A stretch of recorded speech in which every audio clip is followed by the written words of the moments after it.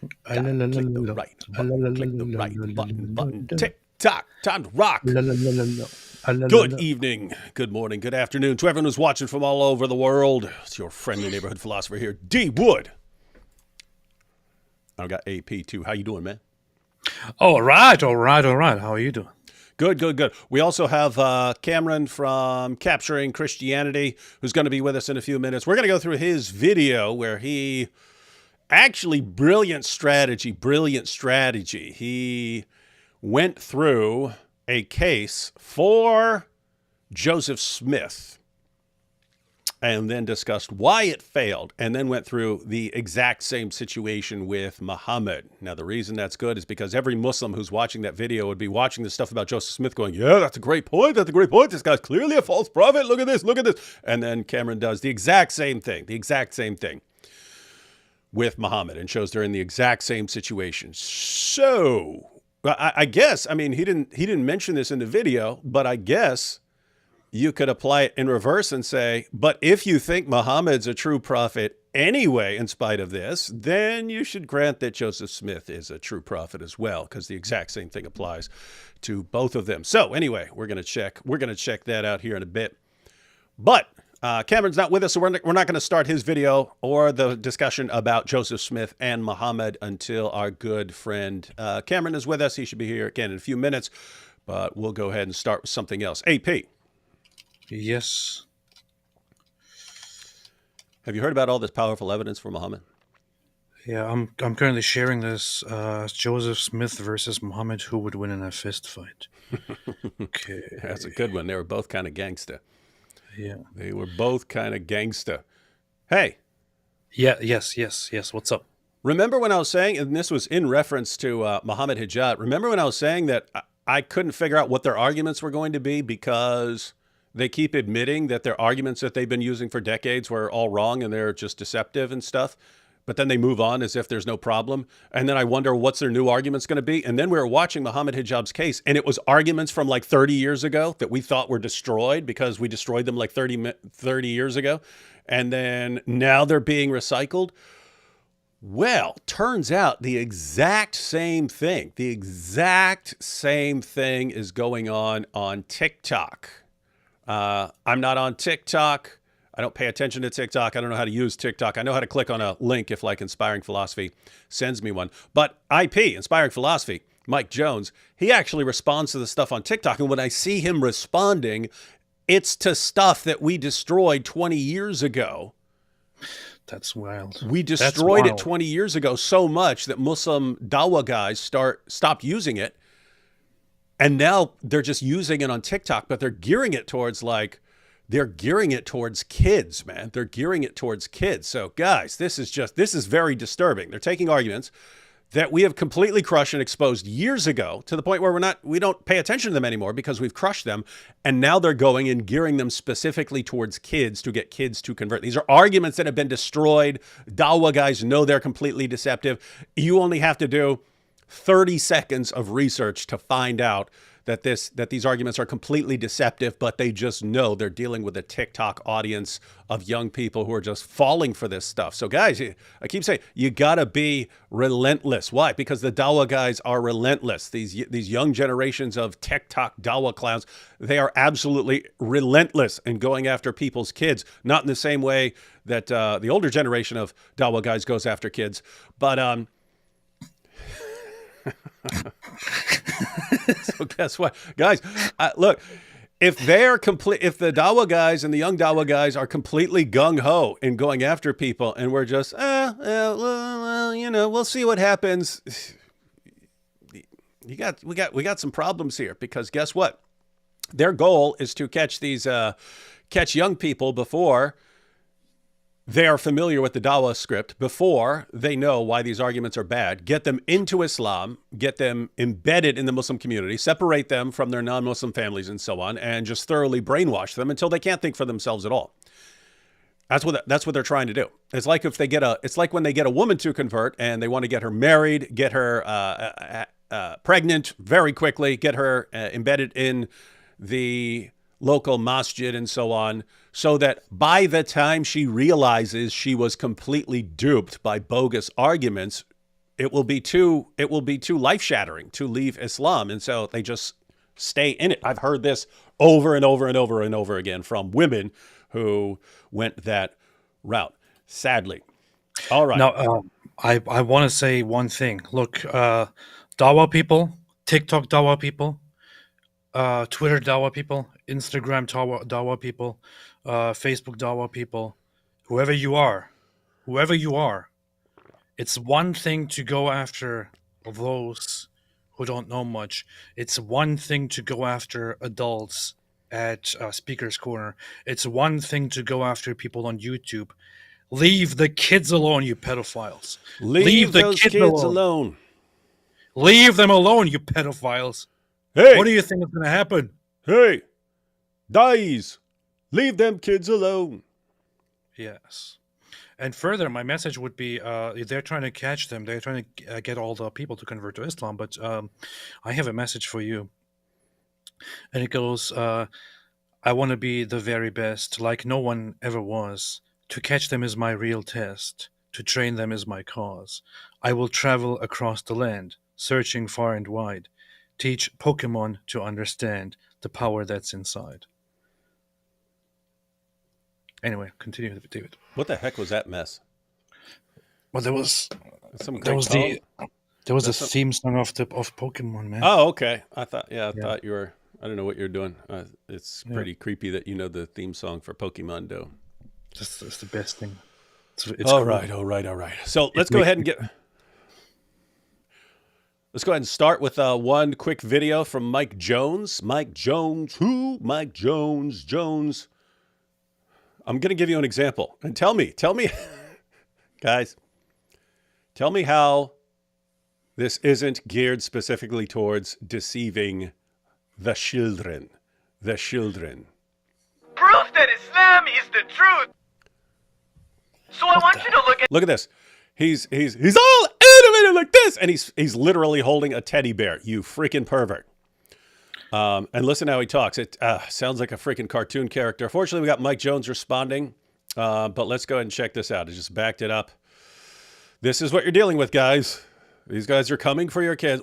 It would be one thing if they were coming at your kids with, good information to educate your children who are on TikTok. It's not. They're coming to deceive, absolutely. So they get your kids all duped in there, and then they can marry them.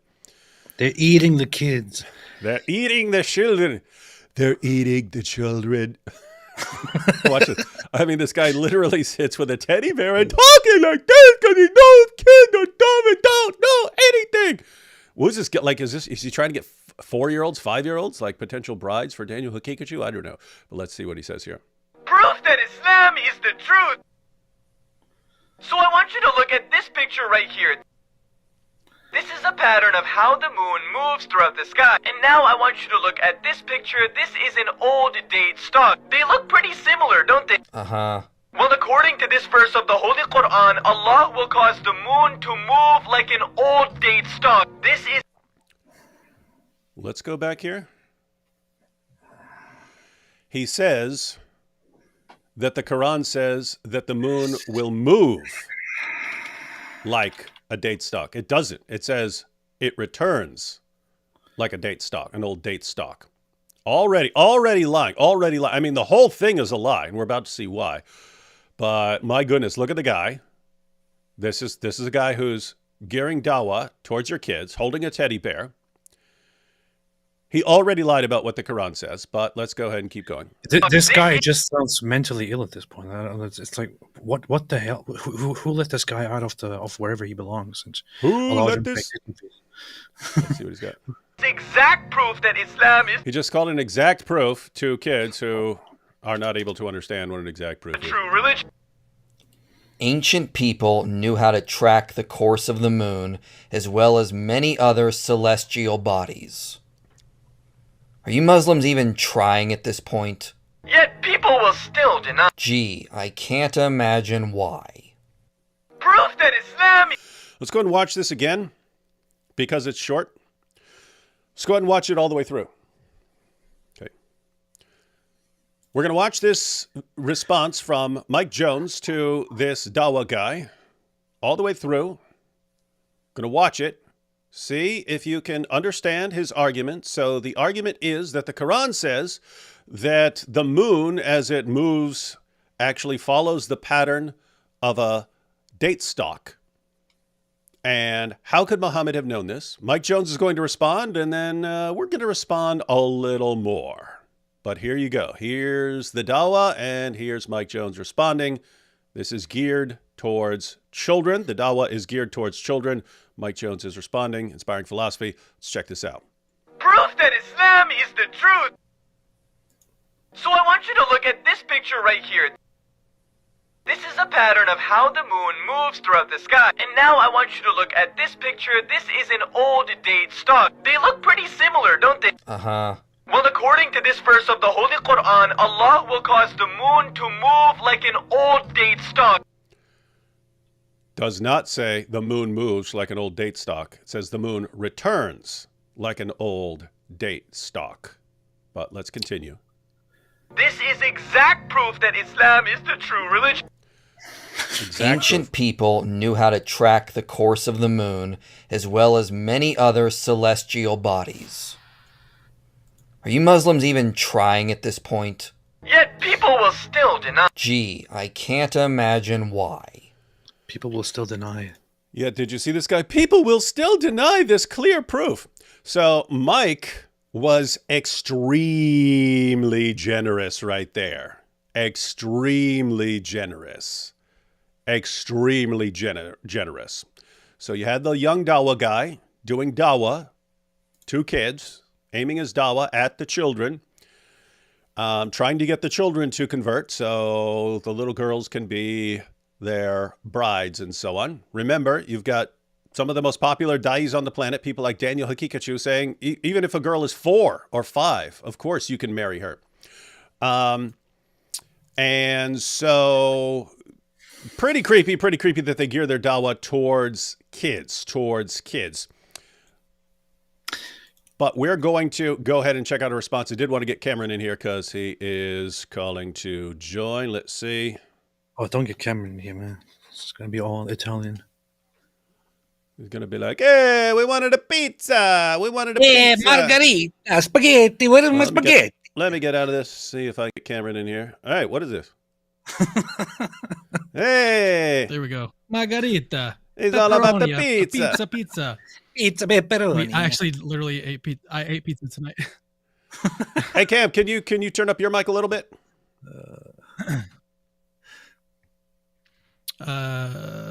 Probably. Let me see. I assume you're technologically... Check 1 2. Go ahead and talk. Is that too loud? No, you're good. All right, Cam. We had good. we had just started going through a little dawah video before we get into yours because we didn't know when you were going to show up. But we're going to go ahead. I'm going to go ahead and start over. Okay. I'm going to go ahead and start it over so we can see your thoughts on this. Why is AP in the middle? Again.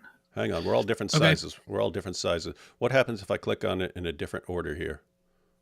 No, that's wrong. What if I click on AP first, then me, then Cameron? Ha-ha! Now that's more like it. You Let see? me see. This is the proof. Let me see. And This is the proof. You see. This is the proof. You See the proof. All right, Cam, we're gonna check that. We're gonna watch this again. I would gladly just move on, but the video is only like 40 seconds long or something like that, so I don't mind watching it again. Can I ask the Lord of this channel for permission to briefly, at the end after we watch the video, to just briefly in like 5 seconds explain what the verse actually means? We're going through what the verse actually means, AP. Okay. We're going through the verse. We're going through it, and I'm going to even pull up some commentaries on it. Uh-oh.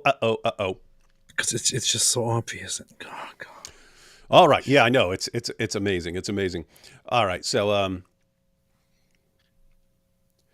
right, guys, we're about to examine a powerful dawah argument. Cam, I don't know, since you're kind of new-ish to the dawah scene compared to people who were doing it in like 2005, 2006, and so on.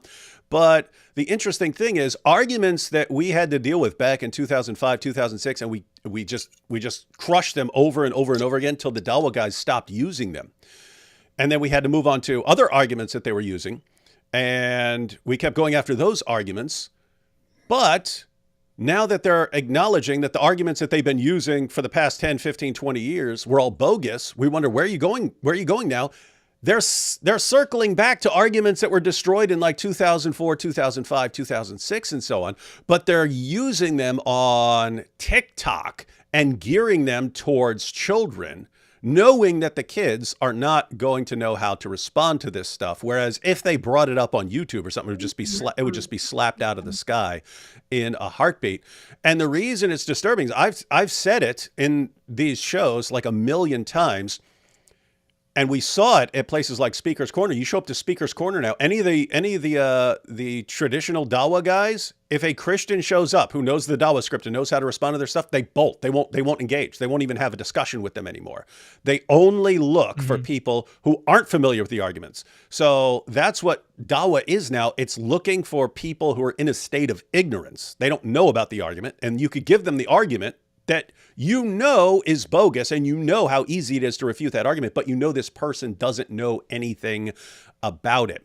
And so we've seen this in recent years where they try to go on other people's like big podcasts, like Jordan Peterson podcast and stuff like that, because they know that he's going to have a lot of people who don't know anything about Islam, and you can kind of give the old Dawa pitch to these people.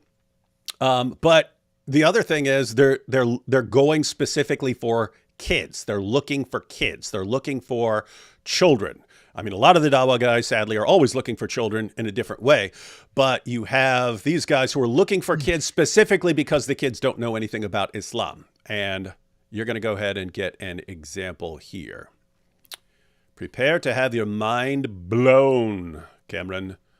Here we go. Proof that Islam is the truth. So I want you to look at this picture right here. By the way, look, he's sitting there holding a teddy bear. Yeah, sure. What in the world is he saying there at the beginning? I don't even understand. What is he saying? The words are on the screen, man. Proof that Islam is the truth. Proof that Islam is the truth. I'll go and read you everything he says. He says, proof that Islam is the truth. It's got breaking news. He's holding a teddy bear. He's super animated. He sounds like a cartoon character because that's what works with kids. Why is he holding a teddy bear? Because he's gearing the Dawa towards kids, and that he thinks that'll make him less creepy. I mean, why does a guy who's trying to get a kid into his van show up with a puppy? Same reason. This is I have seen so many Dawa videos, so many Muslim, so many Islamic videos over the years.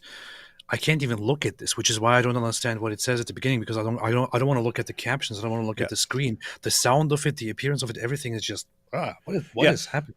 So I'll go ahead and read his words off the screen, and then we'll listen to it. He says, proof that Islam is the truth. No, because he only says a couple lines. So I want you to look at this picture right here. He's got the picture up on the screen, and it's the different locations of the moon during a month. And this is a pattern of how the moon moves throughout the sky. And now I want you to look at this picture. This is an old it says date stone. It's not state stock. It's funny. They say an old date steak in the graphic, and then date stone, and it's stock. So you're dealing with guys who can't even spell. And then according to this verse of the Quran, he's going to give the verse of the Quran, which you know what that means, AP. And we're going to look at commentaries. IP is extremely generous and just grants. He's pointing out it's like an even if but in fact argument. We're going to give the but in fact. IP gives the even if this is actually talking about the movement of the moon in the sky from your perspective, and that the Quran is comparing this to an old date stock. People had a pretty darn good understanding back then of the of the movements of the moon. I mean, they based their calendars on it and so on. So that wouldn't be terribly impressive. But let's go ahead and watch this video here, and then we'll look at the verse. Proof that Islam is the truth. So I want you to look at this picture right here. This is a pattern of how the moon moves throughout the sky. And now I want you to look at this picture. This is an old date stock. They look pretty similar, don't they? Uh-huh.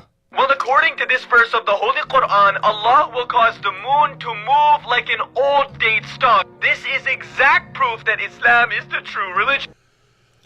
Ancient people knew how to track the course of the moon as well as many other celestial bodies. Are you Muslims even trying at this point? Yet people will still deny. Gee, I can't imagine why. If I was in charge, I would put this guy into an institution immediately, like as soon as he starts speaking. Yeah, so a couple of things there. One, the guy says that the Quran says the moon moves like an old date stock. Not what it says it returns like an old date stock. So we're going to check that out. But, and then it's, how can they deny this? This is exact proof, and yet people will still deny. Why? Do you know who would have denied this? Any honest Muslim in history would have denied this argument. Any honest Muslim in the history of Islam would have rejected this argument. There is a point to be made here, which is that in the Muslim world there is something that is lacking when it comes to logic, when it comes to the weight of evidence, when it comes to basic understandings of what constitutes evidence and proof and so on. While to you it might sound strange that that Muslims frequently do this. This is not the first time, right? We see this all the time, that Muslims frequently just cite something completely random and say, this is clear proof. To you, this might seem a little bit weird, but in their culture, there is no real education and a real distinction between what is some sort of evidence and absolute proof.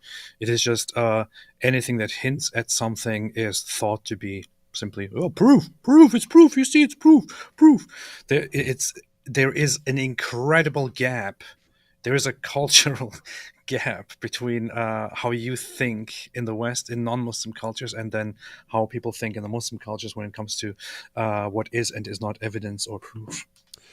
All right, so we had that extremely racist remark by AP, but go ahead, Ken. Thank you. I was going to say, I don't even think it's cultural. I think it is actually Quranic. Like the first thing that I thought of was Surah 575. That makes it it's like a similar type of argument where you just give this, like, you straw man it first, and then you give this argument that you think, or at least claim that is like this really strong argument when it's not at all. For anyone that doesn't know, that's the one where it basically attributes, it says Mary was part of the Trinity, and then it says, well, they both ate food. Here you go. We make the sign so clear to them, yet they're so deluded from the truth. Like literally, that's what's in that verse. And powerful. So yeah, that's the first thing powerful stuff. Powerful stuff. It's the first thing I thought of, and it seems like it's deeper than just cultural. I think it is actually a Quranic type of argument that's there, and it's bad. Now let's go ahead and check out what this verse says. That was pretty Islamophobic, but whatever. Guys, you have the Dawah guys, and the younger generation of Dawah guys are going after kids who know absolutely nothing. This is a version. It's just the new version of what I called Islam's 99-1 rule. It goes all the way back to the earliest phases of Islam. At first, Muhammad is talking to a bunch of polytheists in Mecca and telling them, hey guys, I'm in the Bible. Yeah, the Jews and the Christians. If you ever run into some Jews and Christians, they know I'm in their scriptures. And people are going, oh, they're in their scriptures. Who's he talking to? He's talking to a bunch of people who don't know any better. They don't know they have zero clue what's in the Torah or in the gospel. And that's who he's talking to. That's his target audience. What is that? Well, it's how many of those people are actually going to go and investigate? That's the problem.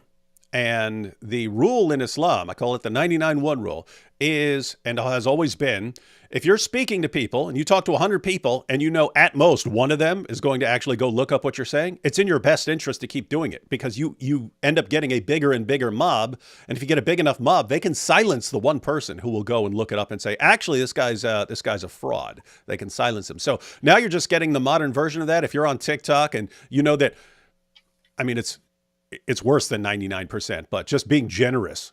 If you know that only 1% of the kids that are your target audience are actually going to go look it up, or who would have any clue how to look this up, if you know that only 1%, or in reality far less, are actually going to go look this up, do your dawah.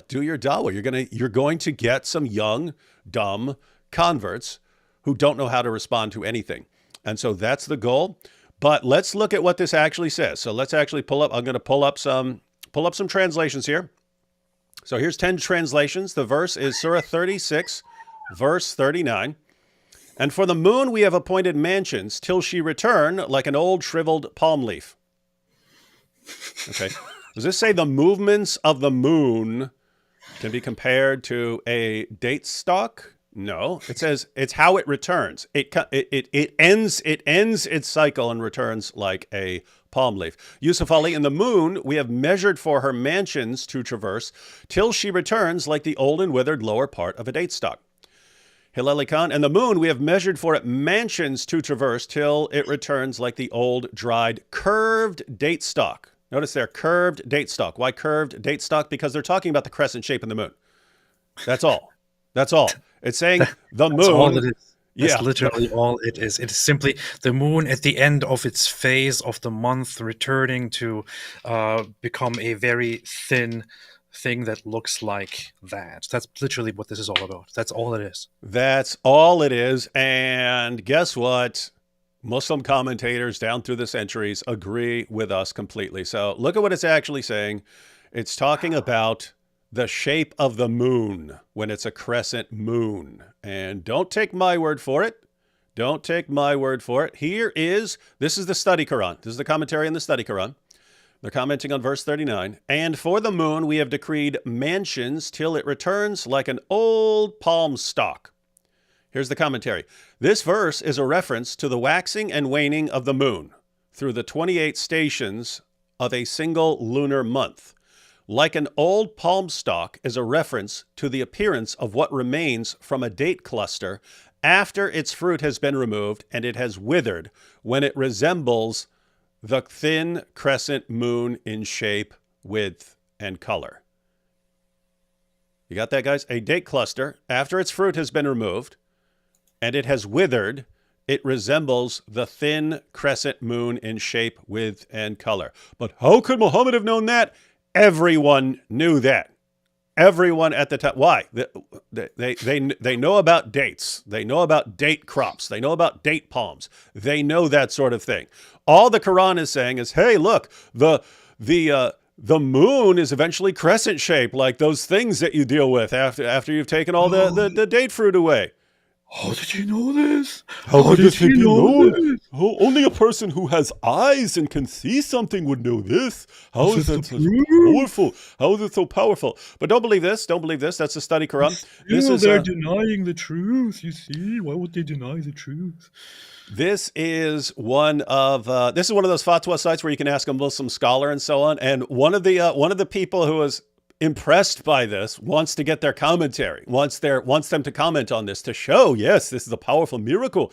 So they send in the question, what is the meaning of the saying of Allah until it returns appearing like the old date stalk? And then you have the answer. All perfect praise be to Allah, the Lord of the worlds. I testify that there is none worthy of worship except Allah, and that Muhammad is his slave and messenger. We ask Allah to exalt his mention as well as that of his family and all his companions. This means that when the moon runs its orbit, so they're giving the explanation. This means that when the moon runs its orbit and it reaches the end of the orbit, it narrows, becomes smaller in size, bends like the crescent, and becomes like the old date stalk. Al-Qurtubi, may Allah have mercy on him, Qatada said, the stalk is a dry, bent bunch of a date tree. It's just a bent part of a date tree. You say, oh, that's like a crescent. Oh, it looks like the moon. Al-Khalil bin Ahmed said, the stalk is the root of the bunch. It is small and wide, and it resembles the crescent when it leans down.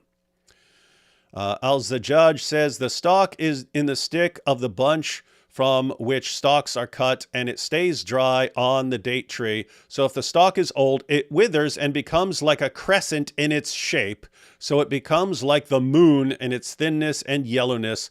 The meaning of old is the one on which a year or more elapses on it. When it is old, it becomes thin and curves down and becomes yellow in color. It looks like the moon because it has three similar traits: thinness, curving, and yellowness. So these guys all know exactly what this is talking about. Who doesn't know what this is talking about? A bunch of 5-year-olds.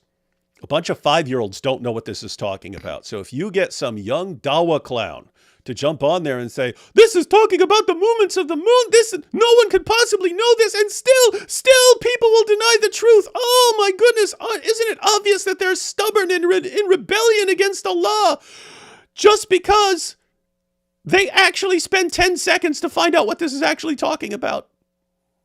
Here's clear proof that Islam is true. This is clear proof. How could they still deny this? Oh, hey. So, guys, anyway, the takeaway here is you have people relentlessly pursuing children in more ways than one. But one of the ways they're pursuing is they're targeting them specifically because of their ignorance on these issues. And they're striving to convert these young people to Islam. You have to be equally relentless in exposing their lies. So you know how to expose it. You can pull up any of these commentaries. There are way more. Pull up a Yusuf Ali. Pull up any commentary. They all acknowledge what this is about. It's a young generation that is just completely lying about it. Again, we exposed all this years ago. They're just circling back to arguments that have been completely destroyed in the past because they've got nowhere else to go. Guess what? Don't give them any place. Don't give them anywhere else to go here. So wait, you had to address this like previously? Like this is not the first time you've seen this argument? No, this was a common argument. 2005, 2006. What did we do? We kept blasting away with their commentaries. That's not what it's saying. It's not what it's saying. It's not what it's saying. It's not what it's saying. Then they stopped using it. All of a sudden, now I'm seeing it. Now I'm seeing it pop up again. Right when I'm wondering, wait a minute, since they're acknowledging the perfect preservation argument was bogus, the scientific miracles arguments, but what are they going to use now? And they're using arguments from 20 years ago that have been destroyed. But why? Because people now aren't familiar with them. There is no way that this was a very serious argument that you were dealing with. It was. I assure you it was. I was there. I'm so skeptical of that. I need to see evidence for it. It's so bad. Like, your audience may not know this, but like you kind of mentioned it earlier that I've been mainly dealing with like atheism and atheistic apologetics, answering the problem of evil, that type of stuff. Like you get guys like Graham Oppy who have these really elaborate, very in-depth explanations of why anything exists, and it's like sparring. Maybe an analogy that AP can get on board with. It's like going online playing multiplayer. And you're playing against people that are really good. And that was my experience dealing with these really smart atheist philosophers. And now when I'm starting to look into what the Dawa guys are doing, it's almost as if a bunch of 5 or 6-year-old kids that just picked up the game started playing. And here I am trying to like hold back and try to, teach them, like help them along, maybe help them with their own game first so that we can have like a little bit of a back and forth. And that's sort of my experience so far. Yeah. Well, Cameron, we were trying to make fun of Dawa guys, and you just turned this into like a nerd show, which makes it. Well, he's basically saying that you are very old, David. So that's why he's saying that I could relate to this, not you, basically. I was playing video games before you guys were born. Well, I know AP plays video games. So I was Pac-Man. Yeah. Well, there's a lot Dragon, of people play video games. Super Mario. What? Asteroids. Space Invaders. Galaga. What? Pinball. Talking to the master here. What? Man. Hey, pinball. Not a video game. It is seriously. This is very seriously the problem, though. It's like when you talk to Muslim apologists and Muslim preachers, you're dealing with a completely different world that should feel intimidating when you get into it. But as you can see, it is the opposite. It just feels like you're dealing with kids, and it's very, very, it's very exhausting. Not because when you engage with these people, it doesn't actually train your brain. It doesn't train the way you think. You don't actually, learn to argue with people who clearly have very sophisticated arguments, who come from a culture of, in a very scholarly way, developing how to understand and justify and defend your beliefs and all of that. You deal with a bunch of children. And it seems that when you get into this environment and you talk to these bunch of children, Lots of those children simply don't understand anything that you're saying. They simply agree with the child that you're dealing with. And now you have tons of children on the other side cheering and saying, yeah, our guy won. Our guy won. You have been defeated. You've been destroyed. And you just see this again and again and again. And it's it's exhausting and disheartening, honestly. Indeed. I think you may be referencing the recent debate with Mohammed Hijab and Dr. Craig. Man, and that one, as I was like, we're sort of reflecting later on like how it actually went, and I mean the sort of responses that people were giving to it. It's really it came down to me. It seems like Mohammed Hijab like just knows at this point that all he has to do is act confident, and that's literally the goal for him. Mhm. Like he doesn't have to even interact with the arguments. He just has to appear confident, like he is responding in some way. And because people can't follow it, that's all that it takes. And yeah, it's really really All weird. that I have If- debunked from your like arguments you and have have to been actually give arguments. Yeah, and that actually that's part of an important shift over the past decade or so, Cameron, where Dawa used to be geared towards what is convincing to a Western argument. So they would pick people like Shabir Ali and Jamal Badawi and so on as their debaters because they knew how to make Islam sound appealing to a Western audience. Eventually, what happened recently was Dawa became how to keep Muslims confident of their religion. And it turns out those are completely different things. What keeps Muslims confident in their religion is chest thumping and, oh, we're strong, everyone else weak, we're strong, them weak. That's what impresses a lot of the Dawa fans. But non-Muslims look at that and is like, what is that mess? What is this? What is this? What's this caveman stuff, right?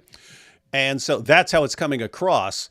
But that's what's happened. It's become more about keeping Muslims confident than persuading non-Muslims. And now non-Muslims are going, what is this mess here? And Muslims are going, oh, it's so strong. It's so strong. It's the proof. It's just very easy by Muslim standards to become a master debater. It's so simple, so easy to get there and to be appreciated as one. They are the master debaters. All right, Cameron, we're ready to jump into your video. You've been on a streak here of responding to Islam. Why that change? As you pointed out, you've focused a lot of your work on atheism and on philosophical issues and stuff, and now you're jumping all over Islam. So what gives? I think the main reason is that my interests have just changed. It's really as simple as that. Like I have been interested in arguments for atheism, arguments against God's existence and Christianity, and that whole topic has kind of held my interest for years. But I've just sort of shifted recently to be like, I kind of have that like not on lock or anything like that, but I feel like I'm pretty settled in my beliefs in that area, and so I was just kind of thinking like, what would be a good area to look at next. And I feel like Islam is probably the place to go because I don't know a ton about it, at least at this point. I mean, I'm still doing all this research and stuff, so growing every day. But I thought that this is.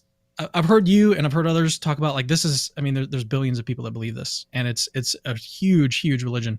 And so in terms of the effectiveness of it, I think it's really important. So pragmatically, I think that's what's kind of driving me. I'm just like, it's interests are changing, and then also it just is a really important topic to address. So that's the main reason. So guys, there's a link to Cameron's channel in the description box, and also the video that we're going to be watching. But the point is, he's got other recent videos on Islam, so be sure to check those out. Matter of fact, maybe I'll go ahead and add them after we're done. Maybe I'll just add them, add your recent videos on Islam, because now you're even getting you're even getting responses. I haven't seen it, but I saw that Jake had responded to I got your destroyed. Argument, completely humiliated you. Hey, if you ever want to, I don't know what he was responding to there. Oh, no, he was responding to, because you put him in the thumbnail of your video about, Reynolds. Hey, if you ever want to go through your video and then go through Jake's video and see something, it was no problem. We can take a peek and see how effective and powerful his response is. Okay. Take a couple super chats and then we'll jump into Cameron's video. Happy birthday, happy King's birthday, Ali and D Wood. What is this? What is a King's birthday? Also, you guys should get Melanie Phillips on. She's especially super based and almost as racist as AP. Well, It's good. That's convincing. It's good you said almost as racist as AP, because if you had said as racist, I wouldn't have believed it. Who's Melanie? The Latter-day Saints finally made it. Who's the whitest fake prophet? I should have titled it, Who's the Whitest? And then we could have compared sources on the whiteness of these guys. This is my jizya for the day of my birth. Happy birthday, Jeremy. Joe Smith is such an obvious false prophet. We'll see who's the most obvious. Cameron has a good way of evaluating one of their arguments. Lashana Tova, and happy and healthy New Year to you both. Happy New Year, everyone. Leo says, hi, David. I'm from South Tweed. God bless. South Tweed, my home away from home. No Zabiba? Opinion rejected. Yeah. We should have a thing, because you have Christians who will grow beards and stuff like this, and we should start getting Zabibas too, just to be impressive. What is a Zabiba? If you ever seen the brown mark on the forehead of certain Muslims? I can't say that I have. I may have seen it. I just didn't think to. Just Google Zabiba right now. Yeah, you can look up Zabiba. All right. Zabiba. But yeah, Zabiba is this mark they get from banging their head on the floor while they're praying and so on. And so the bigger your Zabiba, the more holy and devout you are, which just makes them basically bang their head on stuff all the time so that they can get really Zabiba is bigger than awesome yours. Zabiba. So me and AP came up on our last show with the idea of Zabiba stickers, right? Like if you want to impress a girl with your holiness, but you're not a very good Muslim, just get a Zabiba sticker that you can put on your head for a little while until she marries you, and then I tricked you. I don't really care. Son of Allah, 9:30. Rest in peace to all victims of October 7th. Oh yeah, tomorrow is October 7th, AP. We're gonna have to have a big technically, show. It's already October 7th in Israel. Technically, it is already October 7th in Israel. Yes, so that's that. Then we shall have a big show that will be a little late in Israel. I think Joe is a faker because I think he was just a con man. I'm still confident Mo was severely mentally ill. Do you think Joseph Smith was a con man, or that he was like I believe that Muhammad was a false prophet. I believe that he really thought he was a prophet. What are your thoughts on Joseph Smith? Because I have almost no background in this. Yeah, that's hard to say. I think I agree. Yeah, it's hard to know whether or not it was intentional on his part. That's how it is. That's how it is with Muhammad. That's how it is with Muhammad, in the sense that this guy's going out to battle and stuff like this. So I think, he's sincere, and yet there's all these things there's all these revelations that have no purpose other than giving him exactly what he wants. That sounds like con man. The thing is, I think that there is I know people in my life who are just extremely deluded, and I know basically how I know one right deep here on the screen.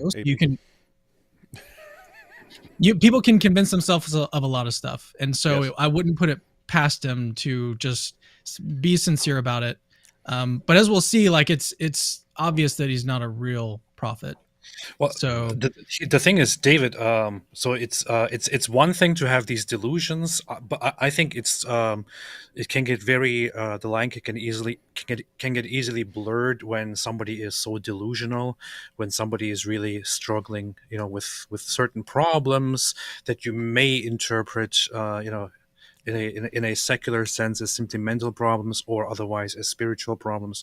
And if they are overcome with this, with all of these delusions, I think that that somebody who is actually simply troubled by that can also start falling for it, and then making up revelations and rules for himself, for his own comfort, while still actually believing that he is acting on behalf of God, for example, or on behalf of some entity. I think it's very hard to say it's either this or that. It might be just a complete delusion that has completely taken over that person. I think with Muhammad that was the case very much. There's also the possibility of, I think you kind of mentioned this, like some sort of spiritual influence. There's true. another video that I'm working on right now where it draws a bunch of different parallels between Islam and Mormonism and shows that those parallels actually sort of discredit both religions. Well, the list is pretty impressive. Like there's a lot of similarities between the two, but one of them is the fact that both Muhammad and Joseph Smith were influenced by demonic forces, like in the satanic verses in the Quran. And then also in Joseph Smith, he's got like this first person account where he talks about his tongue being swollen in his mouth and that he couldn't really speak words and stuff because there was this dark presence seemed to be walking towards him and stuff. So it seems both of these guys may have been either manipulated or influenced by some sort of spiritual stuff going on. So that's an entire possibility. So it didn't necessarily have to mean that it was all con, that it could have been, someone else was involved here. And that's a good direction to go in. I've gotten, at least hundreds, probably thousands of requests to do comparisons between Joseph Smith and Muhammad over the years. I just have never known much about Joseph Smith, so I never did it. But yeah, and I like the way you set up your video in terms of going through your argument with Joseph Smith first, because a Muslim will be watching that going, yeah, that's right, yes, expose this, expose this, and then I'll apply the exact same thing to Muhammad. Interesting stuff. Google Pay, let's see. At least Mormons are normal-ish and non-violent. Yeah, I don't know how things were in the past, but Mormons are some of the nicest people you'll meet usually. That's the problem. Yeah. Well, we should also. Yeah, that's a big problem. People being nice. Most, I think most Muslims are pretty peaceful too, right? Like it's. Well, it's like the ones who are the Mormons who are coming at you to preach Mormonism are generally really nice guys. I mean, when they came over, they're like, "Hey, is there anything we can help you with? Any yard work or anything else?" I'm like, "Guys, what's going on here?"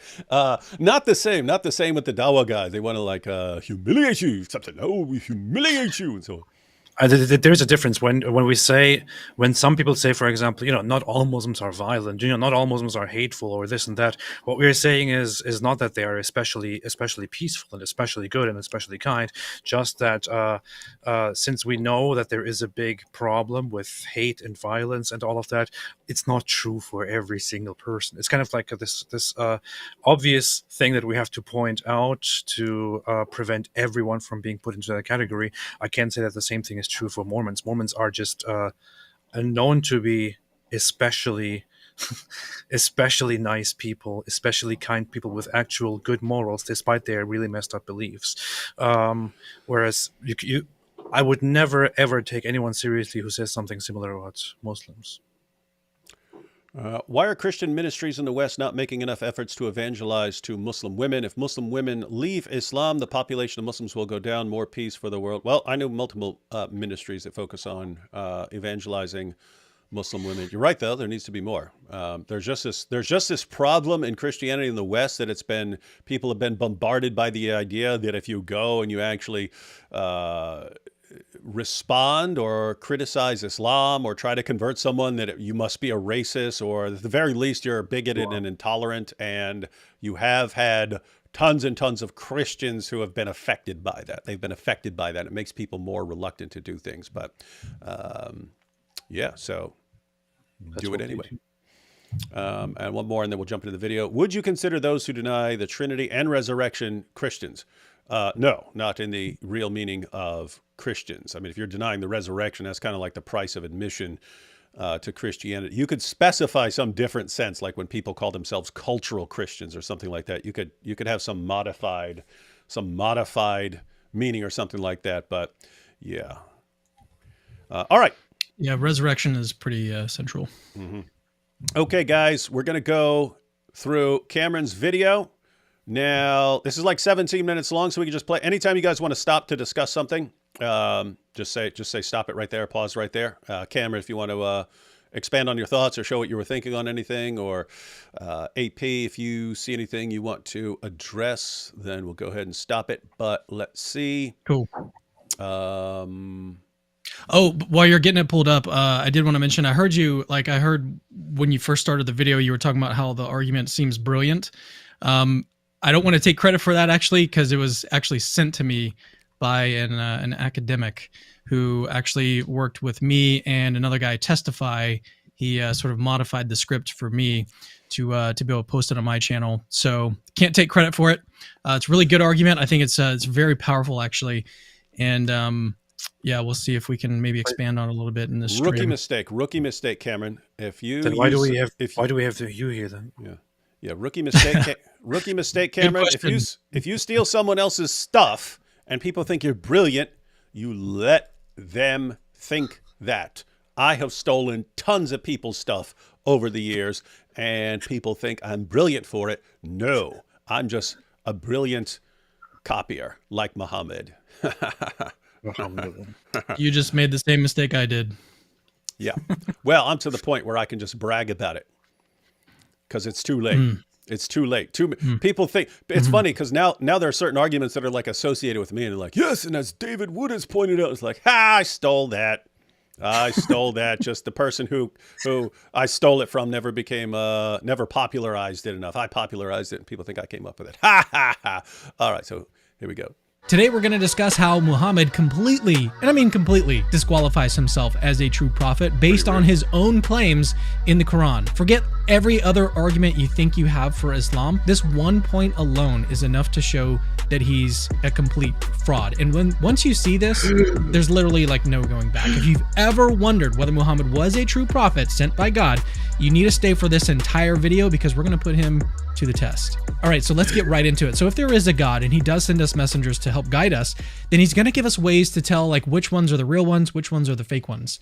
But Muhammad makes a claim in the Quran that no true prophet ever would. And once you see how this plays out, it's actually just over. Like it's done. Like he's out. He's done. In this video, I'm going to walk. What you're trying to say is stick a fork in him. Through a very simple test, a test that shows Muhammad's claim to being a prophet doesn't actually hold up. What's actually really cool about this test is that it doesn't rely on the Bible or on the New Testament or anything else. It's a sort of internal check to see whether or not a prophet is real, and Muhammad fails it miserably. All right, so let's break this down. So if God does send a prophet to guide us, there's a lot of different ways that he could use to make them sort of stand out. Miracles, for example, would definitely help. Or maybe these prophets could predict the future, giving us proof that they're connected to something beyond the natural world. These wouldn't necessarily prove that they're a prophet, but it would definitely help. But there's actually another way that I think is a little bit more reliable. So if God sends a series of prophets, he could have the earlier ones tell us what to expect from the later ones. And that way, when the next prophet shows up, we already have some clues about what to expect. Maybe it's like a name, maybe it's a specific place that they're from, or even certain characteristics that we should be on the lookout for. And of course, not every prophet needs to be foretold. The first prophet, for example, wouldn't have anyone to predict them, but if you are foretold by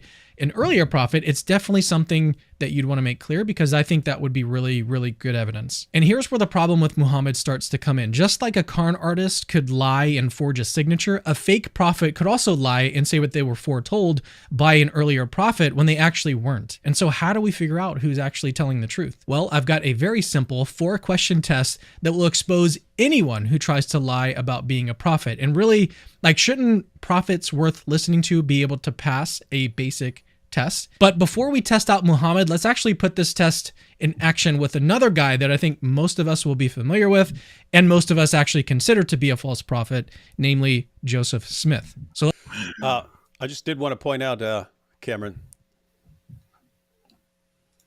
because again, you have a newer generation of people who are familiar with criticizing Islam and questioning Islam.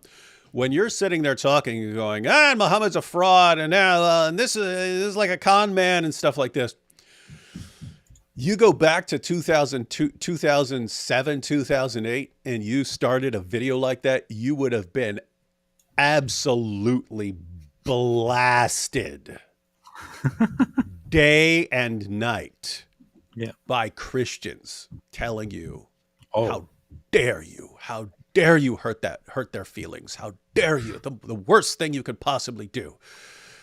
to a Muslim. I actually did. I did receive pushback on this one. Oh, so you've got some of the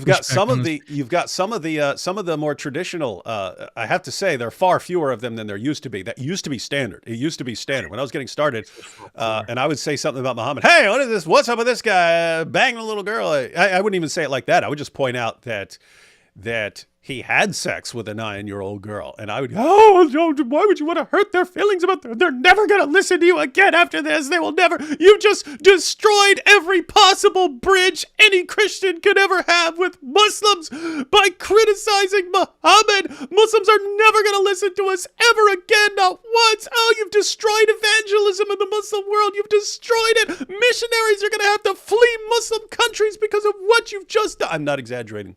That's what it was back then. So fortunately, we're in better times where you can roll like this.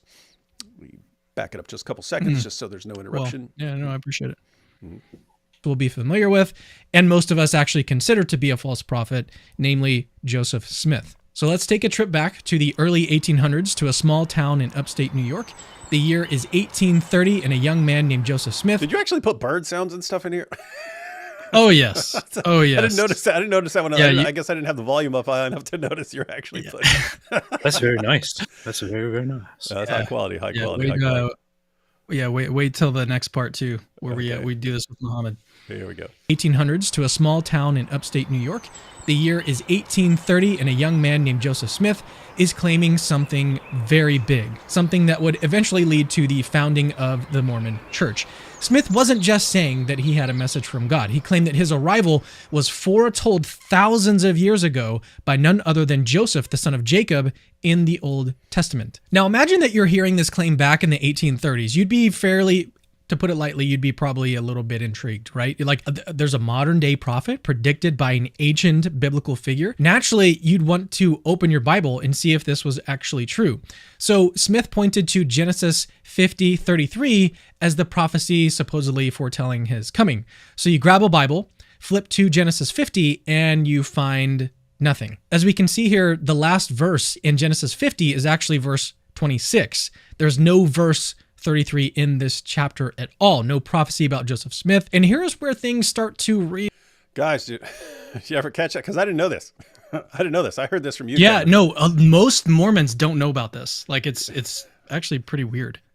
Yeah, guys. So according to Cameron, Joseph Smith said that he was prophesied. There's a prophecy about him in Genesis 50, verse 33. 33. Problem is, you go, I want to look up this prophecy. There is no verse 33. The chapter ends at verse 26. Chapter ends at verse 26. There is no verse 23. There is no verse 33. And so he's saying, hey, here I am in the Bible, and you actually go to the Bible, and the verse doesn't even exist. So that's interesting stuff. But there's going to be Cameron's giving the explanation. Verse 26. There's no verse 33 in this chapter at all. No prophecy about Joseph Smith. And here's where things start to really unravel for our friend Joseph. You'd expect something as important as a prophecy about a new modern day prophet to be preserved somewhere, right? Like, it's got to be somewhere, but it's not. It's nowhere to be found. This prophecy exists only in Joseph Smith. Hold up. What, AP? Are you thinking about something else and then going, oh, wow? No, I'm just, as I'm hearing this, I'm researching on the side and finding out what the problem is and what they actually did to solve the problem. And it's incredible. Wow. Oh, really? Powerful stuff. Back up a couple seconds. Continue. Preserved somewhere, right? Like, it's got to be somewhere, but it's not. It's nowhere to be found. This prophecy exists only in Joseph Smith's personal translation, the Joseph Smith translation, or JST, which he himself produced in the 1830s. There is no ancient manuscript or historical support for this. Wow. Okay. Yeah. So if you guys don't know, and a lot of Mormons apparently don't know this either, there is in fact a Joseph Smith translation of the Bible. Like, they rely heavily on the King James version, but there is apparently a Joseph Smith translation, which he was working on. Apparently, like, this is the story or legend as it is. So basically, he was working on this translation of the Bible, but he didn't finish it, and so I think one of his wives published it. So it's actually, and you know what? It's if you go to churchofjesuschrist.org and you try to find the JST version, I looked for it for a long time. The only way that I was able to find it initially was going back to Google and searching for the JST version from Google. Like it's not very easily searchable on their own website. So it's almost like I don't want to claim that they're trying to hide it, but it kind of does seem that way. But I wanted to read for you guys the way that they describe, once you actually find it on their website, the way that they describe the JST version on their website. They say this: the Lord inspired the prophet Joseph Smith to restore truths to the King James Bible text that had become lost or changed since the original words were written. Nice. Does this sound familiar to you guys? These restored truths clarified doctrine and improved scriptural understanding. Because the Lord revealed to Joseph certain truths that the original authors had once recorded, the Joseph Smith translation is unlike any other Bible translation in the world. So then why is it not front and center? Why are you guys not using this? Why is it not the first thing that pops up when you go searching for different translations on your website? Let me continue. In this sense, the word translation is used in a broader and different way than usual. For Joseph's translation was more revelation than literal translation from one language into another. So, I mean, I talk a little bit more about like Genesis 50:33 in the video itself. I mean, we can read it if you guys want to. We don't have to. There's basically two places where Joseph mentioned this prophecy about himself. One of them is in Genesis 50:33. You got it? The other one You got that handy? I do. Well, why I can read verse 33. Yeah, let's so he rewrote. He started at 24 and it goes all the way to 38. He didn't write it, he restored it. Correct. It was revealed to him, definitely not by demons or anything. So 20, do you just want to read the whole thing, 24 through 38? I want to point out though, it has two official names according to the LDS Church. One is Joseph Smith translation. The other is inspired version of the Holy Scriptures.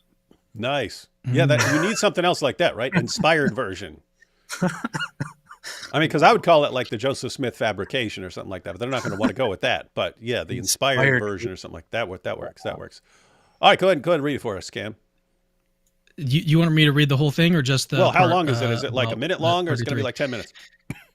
It's gonna be a while. There's a lot of text here, and it's almost like give us the gist and then read verse 33 for us. Okay, yeah. So he's talking about Moses at first, and then he talks about this seer, this prophet who's going to be raised up, who does all these different things. I'll just read verse 33, and it's also in Second Nephi in the Book of Mormon.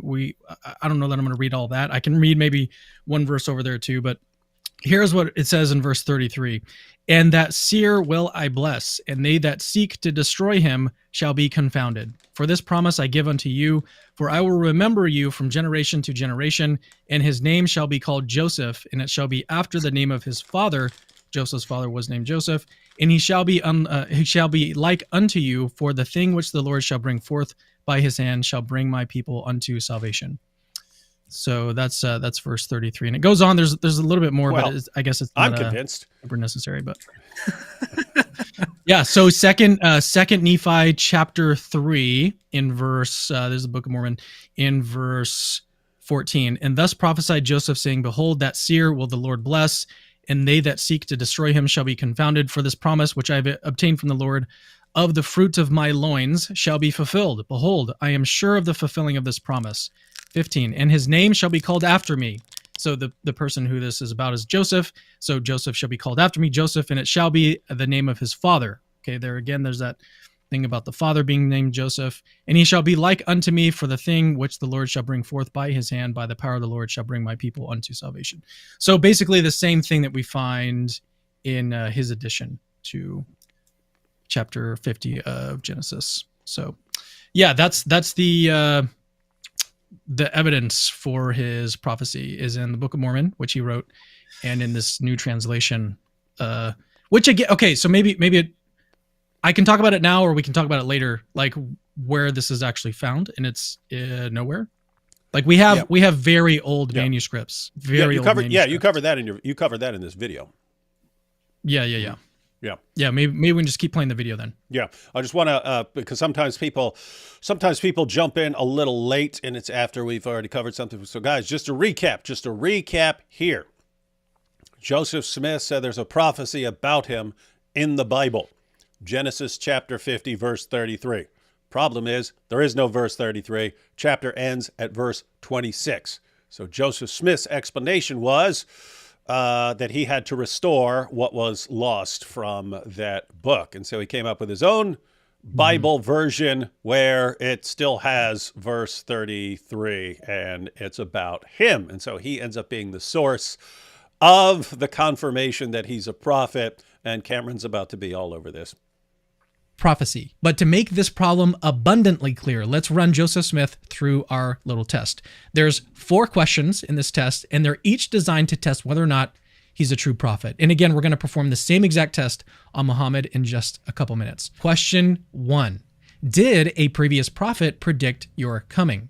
Smith's answer, yes. He claimed that Joseph, the son of Jacob, predicted his arrival and that the prophecy could be found in Genesis 50:33. As we've already seen, this is pretty problematic, but let's go ahead and move on to the next question. Question 2. Can we check this prophecy? Is there a record, some sort of record that we can verify? Smith's answer, unsurprisingly, no. He said the prophecy existed, but that it had been lost. And here's where things really start to fall apart for Joseph. If you open your Bible, even the King James Version, which was the most widely read Bible at that time, and turn to Genesis 50, you won't find verse 33. And you especially won't find a prophecy about Joseph Smith. In fact, if you check other ancient biblical manuscripts, the Masoretic text, the Septuagint, or even the Dead Sea Scrolls, there is no sign of this prophecy anywhere. It's completely absent. But it doesn't just stop there. Like if you check... So you're pointing out that it doesn't matter where you go. It's not like, some versions don't have it, but some do. It says it doesn't matter where you go. You go to the Dead Sea Scrolls, you go to any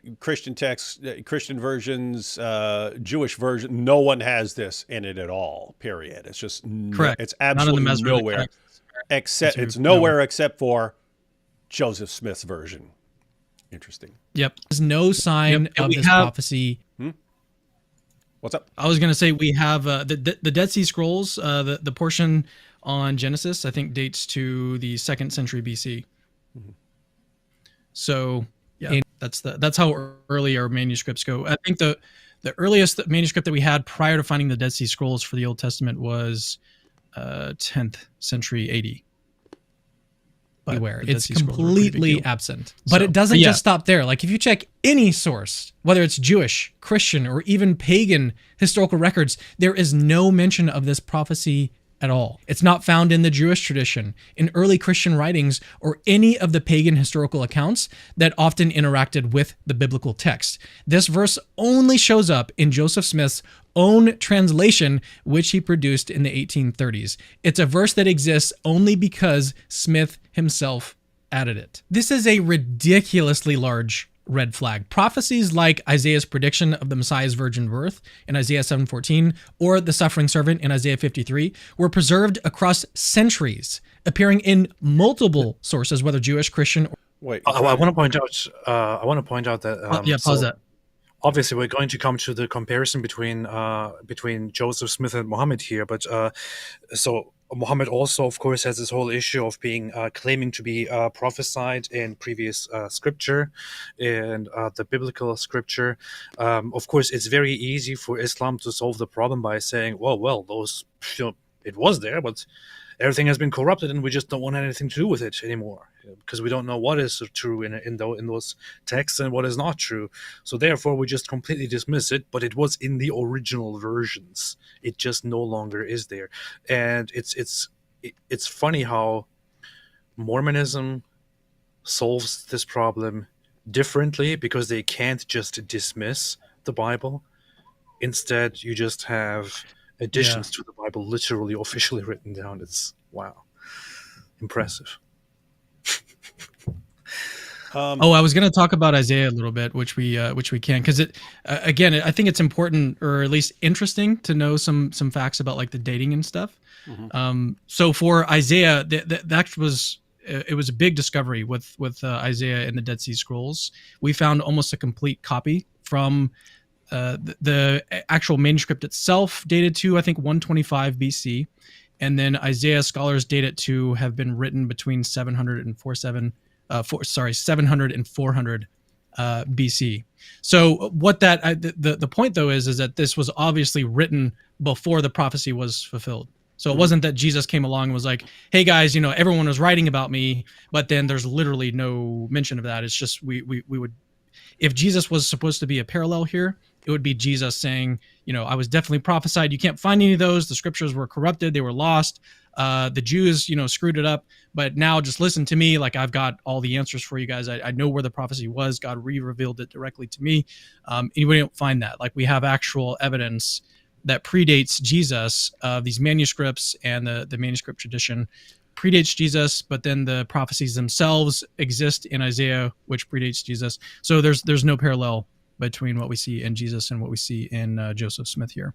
So the difference between the cases would be when you're talking about prophecies that Christians quote about Jesus, you could argue about the interpretation. You don't argue about whether the prophecy was there. You argue about whether Jesus actually fulfilled the prophecy that we know was a prophecy beforehand. If you're talking about Joseph Smith, you're not arguing about whether he fulfills the prophecy. You're arguing about whether there was any prophecy because you have no record of it existing until he said, oh yeah, there's a prophecy about me. Here it is on this paper that I just wrote.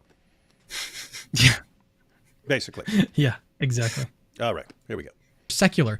But Joseph Smith's prophecy, Let me back that up slightly. Or secular, but Joseph 53 were preserved across centuries, appearing in multiple sources, whether Jewish, Christian, or secular. But Joseph Smith's prophecy, it doesn't appear anywhere outside of his own translation. Joseph Smith's answer to question 2 is extremely alarming, but let's give him the benefit of the doubt and move on to the next question. Question 3, is there another way that we can confirm this prophecy? Smith's answer, yes. He claimed that God had re-revealed this lost prophecy to him personally. And this isn't necessarily unusual for Smith. He often claims special revelations.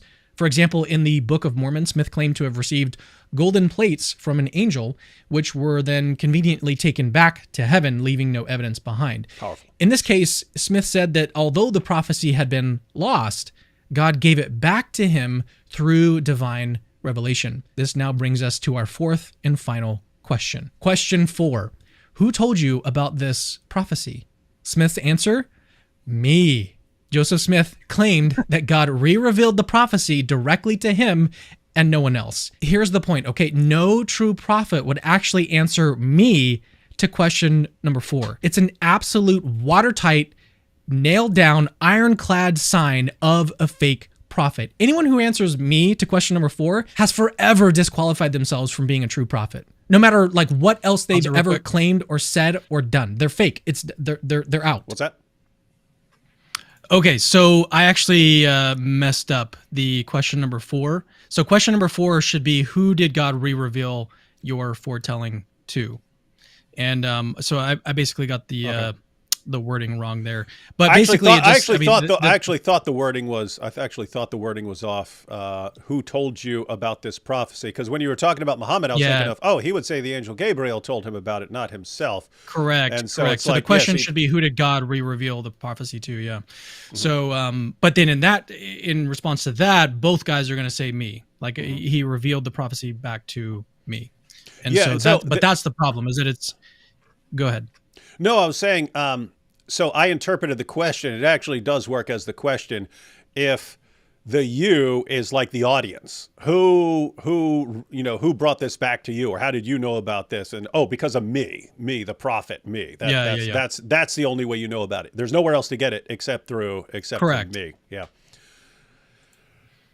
No true prophet would actually answer me to question number 4. It's an absolute watertight, nailed down, ironclad sign of a fake prophet. Anyone who answers me to question number 4 has forever disqualified themselves from being a true prophet. No matter like what else they've ever claimed or said or done. They're fake.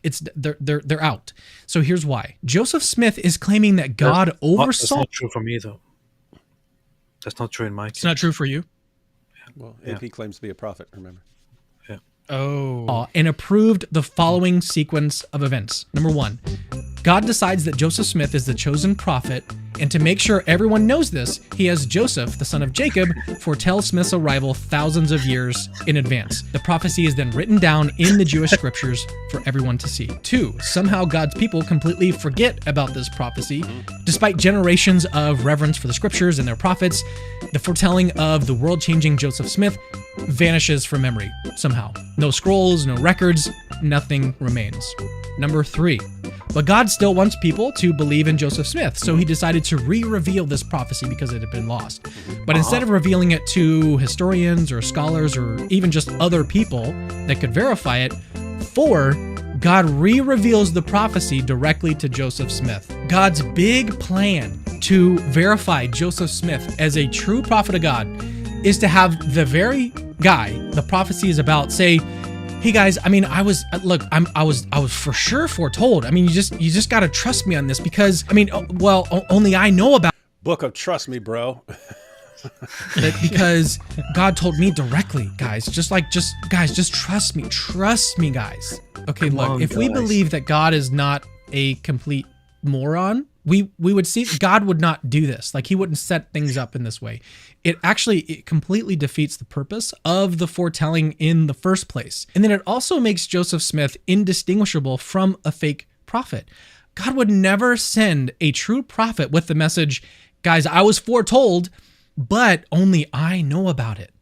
Because a fake prophet could do the exact same thing. This is why Joseph Smith disqualifies himself. He claims a prophecy about him was foretold, but then the only record of this prophecy is his own word. Guys, this is not intelligent. This is extremely dumb. All right, let's now move across the world. Let's go to... Pretty harsh language, man. Dumb. What happened to you? What happened to you? Uh, What happened to you, Cameron? I Yeah. remember that you were I don't you were know. much nicer a while ago. What happened to you? You have become completely I don't know. ruthless. What is this? Yeah, give You give guys, Cameron another like 2 or 3. Give Cam another 2 or 3 years, and he'll be like, "Ha ha! You've been humiliated, you dog of clowns." No, I'm just I'm playing a character. I got to be confident. I got to be confident. That's true. That's true. He knows his target audience, and again, the reason this is set up awesomely is any Muslim watching up here would be cheering for you right now. That's a great, Yeah. great point. Powerful point. Expose and humiliate that false prophet Joseph Smith because he claimed to be a prophet after Muhammad. He must be humiliated. You And- And then, Yeah. and then the rest of the video happens. What's up? Oh no, I was just saying, yeah. All right, here we go. 7th century Arabia, and this is the time of Muhammad, who would go on to found Islam. Like Joseph, he claimed to be a true prophet, the final messenger sent by God, not just to his own people, but to all of humanity. But Muhammad didn't just stop there. He also claimed that Jesus himself had foretold his coming. Muhammad said that Jesus, the very figure revered by Christians and known by secular historians for hundreds of years, had prophesied his arrival. According to Muhammad, Jesus predicted that a future messenger would come after him and his name would be Ahmed, which is basically just a variant of Muhammad's name. This claim was codified in Surah 61:6 of the Quran, which we'll take a look at in just a second. So let's put Muhammad's claim through the same 4-question test that we used for Joseph. What'd you say, AP? I must say that the production value and the quality of this video and the narrative and everything is very impressive and very good and well done. And it's good to tackle Islamic issues from this perspective with this quality. So definitely very well done on that front. And I also wanted to ask you, I always wanted to ask you this. You seem to be very good with camera work and visuals and all of that. Does your choice of going into camera work and photography have anything to do with the fact that your name is Cameron? No, and you're not the first person to notice that. I think David actually might have asked the same question years ago. I don't know. It's very possible. I don't remember. It was Yeah, worth a you- try. So. Yeah, I mean you have camera in your name. Cameron. You just add it in Literally. on the end. Cameron.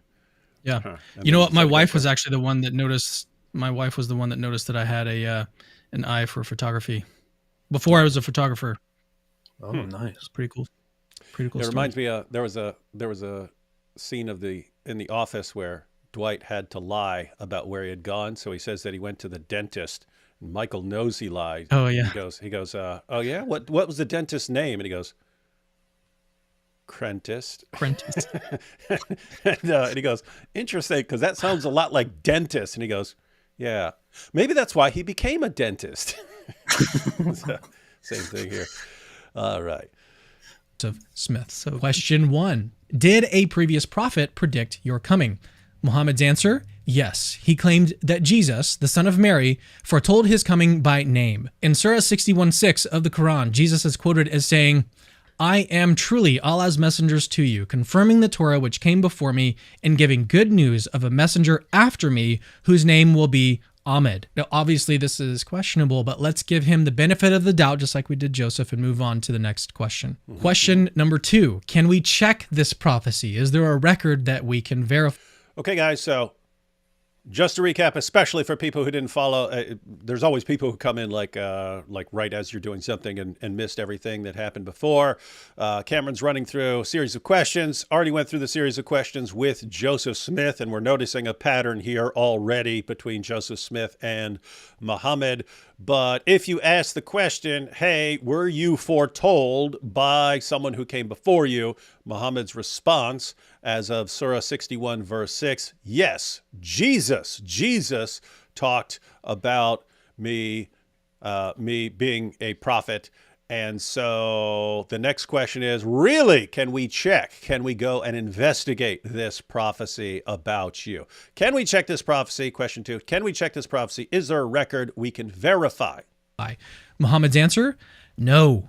I was foretold in these exact words by Jesus. However, all records of these exact words have disappeared. There is no document and no memories of this foretelling. We should actually take a moment and talk about how ridiculous this is from a historical standpoint. Let's start with the New Testament, which was written within 10 to 40 years of Jesus' death by people who either knew him directly or were close to the disciples.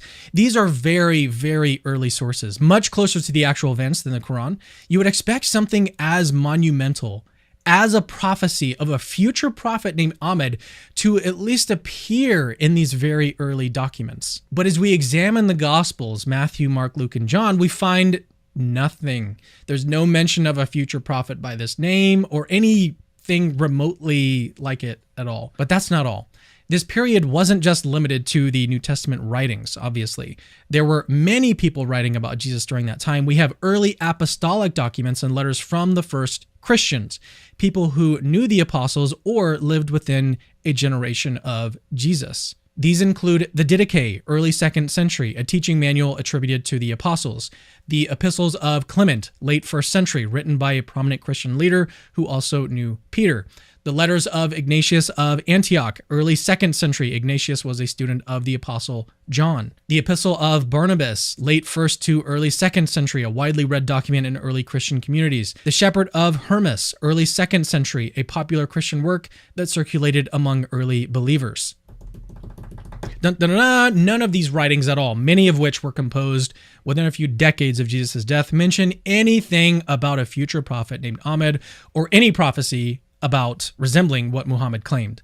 These were some of the earliest Christian documents written at the time when the memories of Jesus' life and teachings were all very fresh on their minds. If Jesus had made such a world-changing prophecy, wouldn't somebody have written it down? Somebody. So let's go even deeper. We check early Jewish historical texts like the Talmud and writings from Josephus, a Jewish historian who documented events from the period. Again, nothing.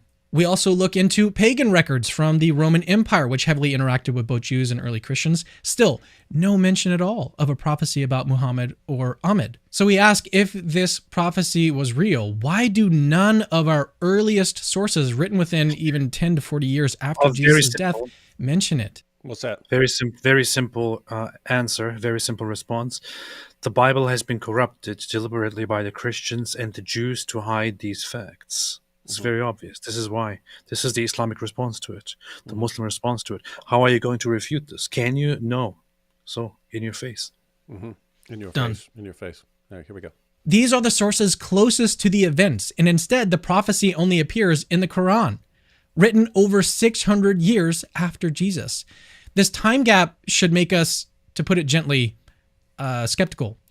Generally speaking, earlier sources are more reliable than later ones, especially when it comes to historical events. Just like in the case of Joseph Smith, Muhammad's answer to question 2 is extremely alarming. But likewise, let's at least try and give him the benefit of the doubt and move on to our next question. Question 3.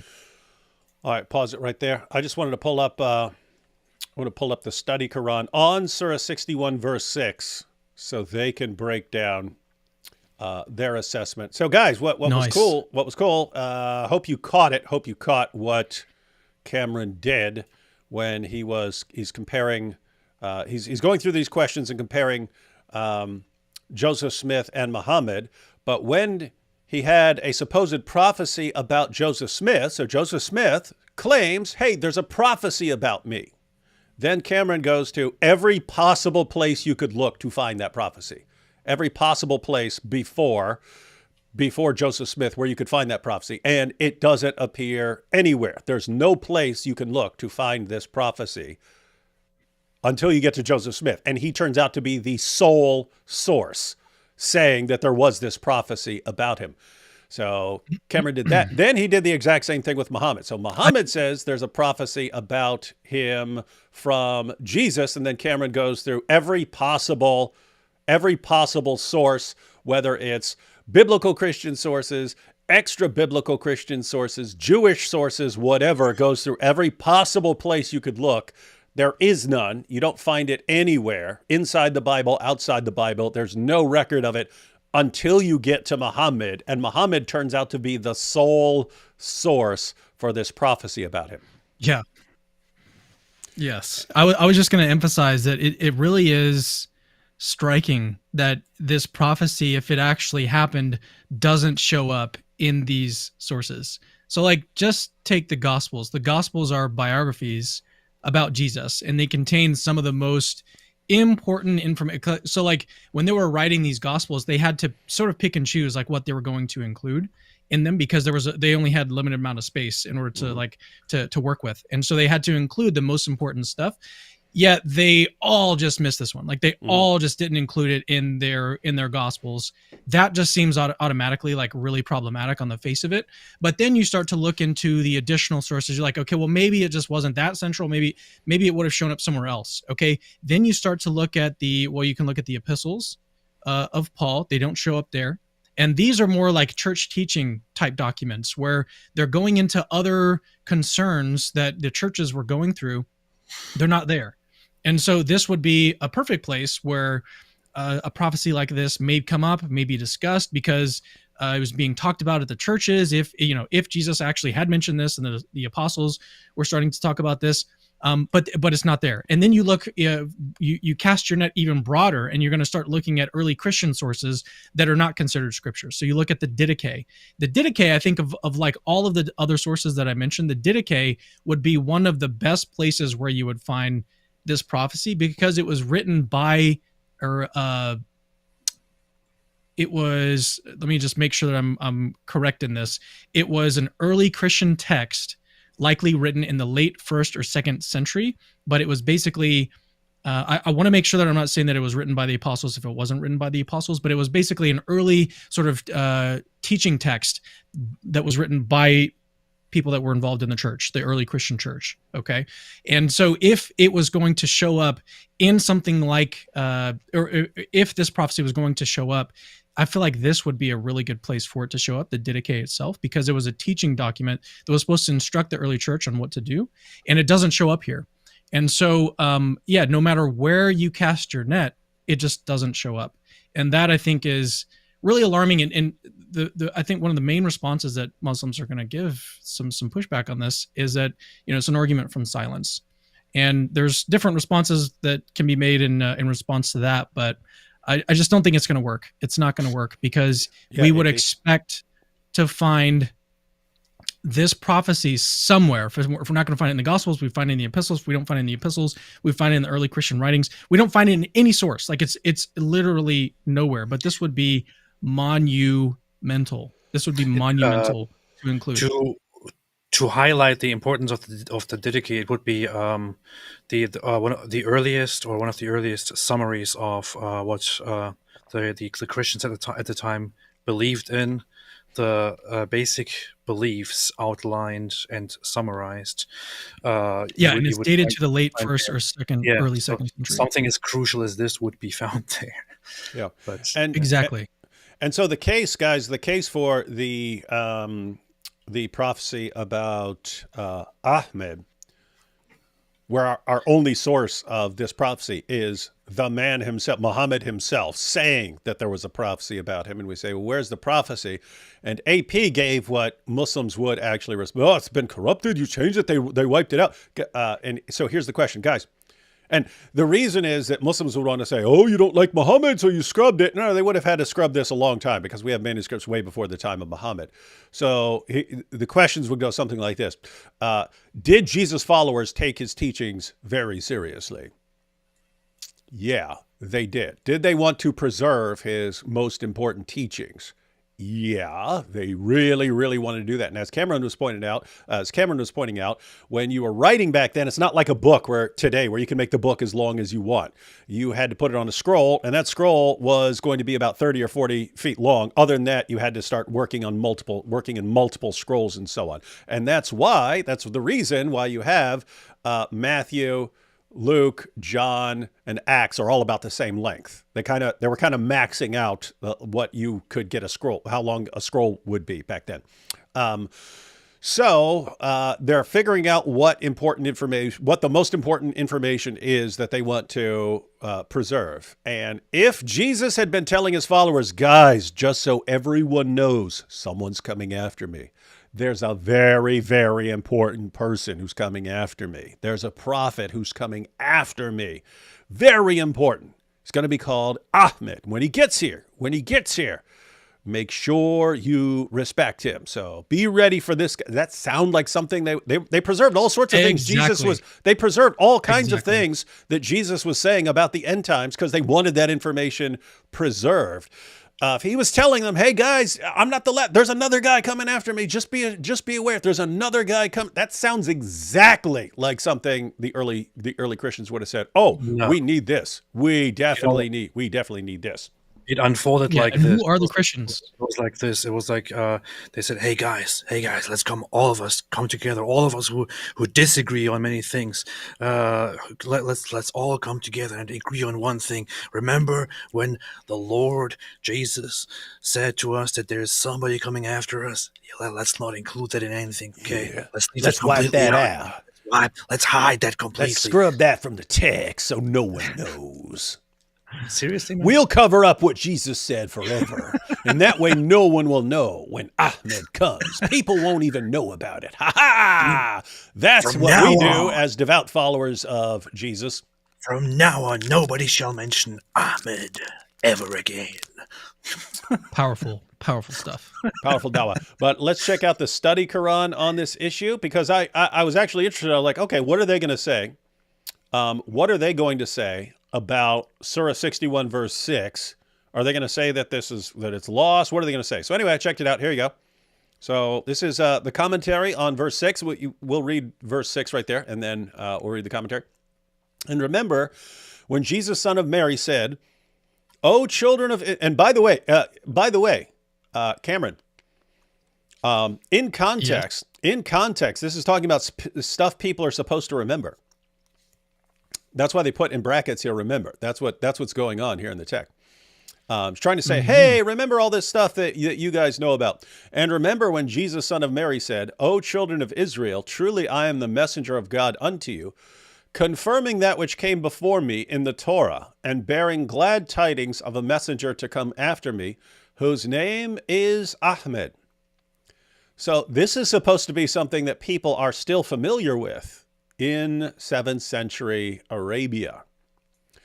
And when he came unto them with clear proofs, they said, this is manifest sorcery. So if this is something that people are supposed to know about, then you should definitely have a record because it must have been preserved from the 1st century to the 2nd century, to the 3rd century, to the 4th century, to the 5th century, to the 6th century, all the way to the 7th century in Arabia.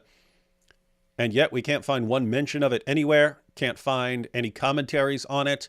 Can't find any quotations of it. Guys, you could destroy every single Bible manuscript ever written, and you could put the Bible back together just from quotations in the early generations of Christians when they're commenting on the Bible and including things in their letters and so on.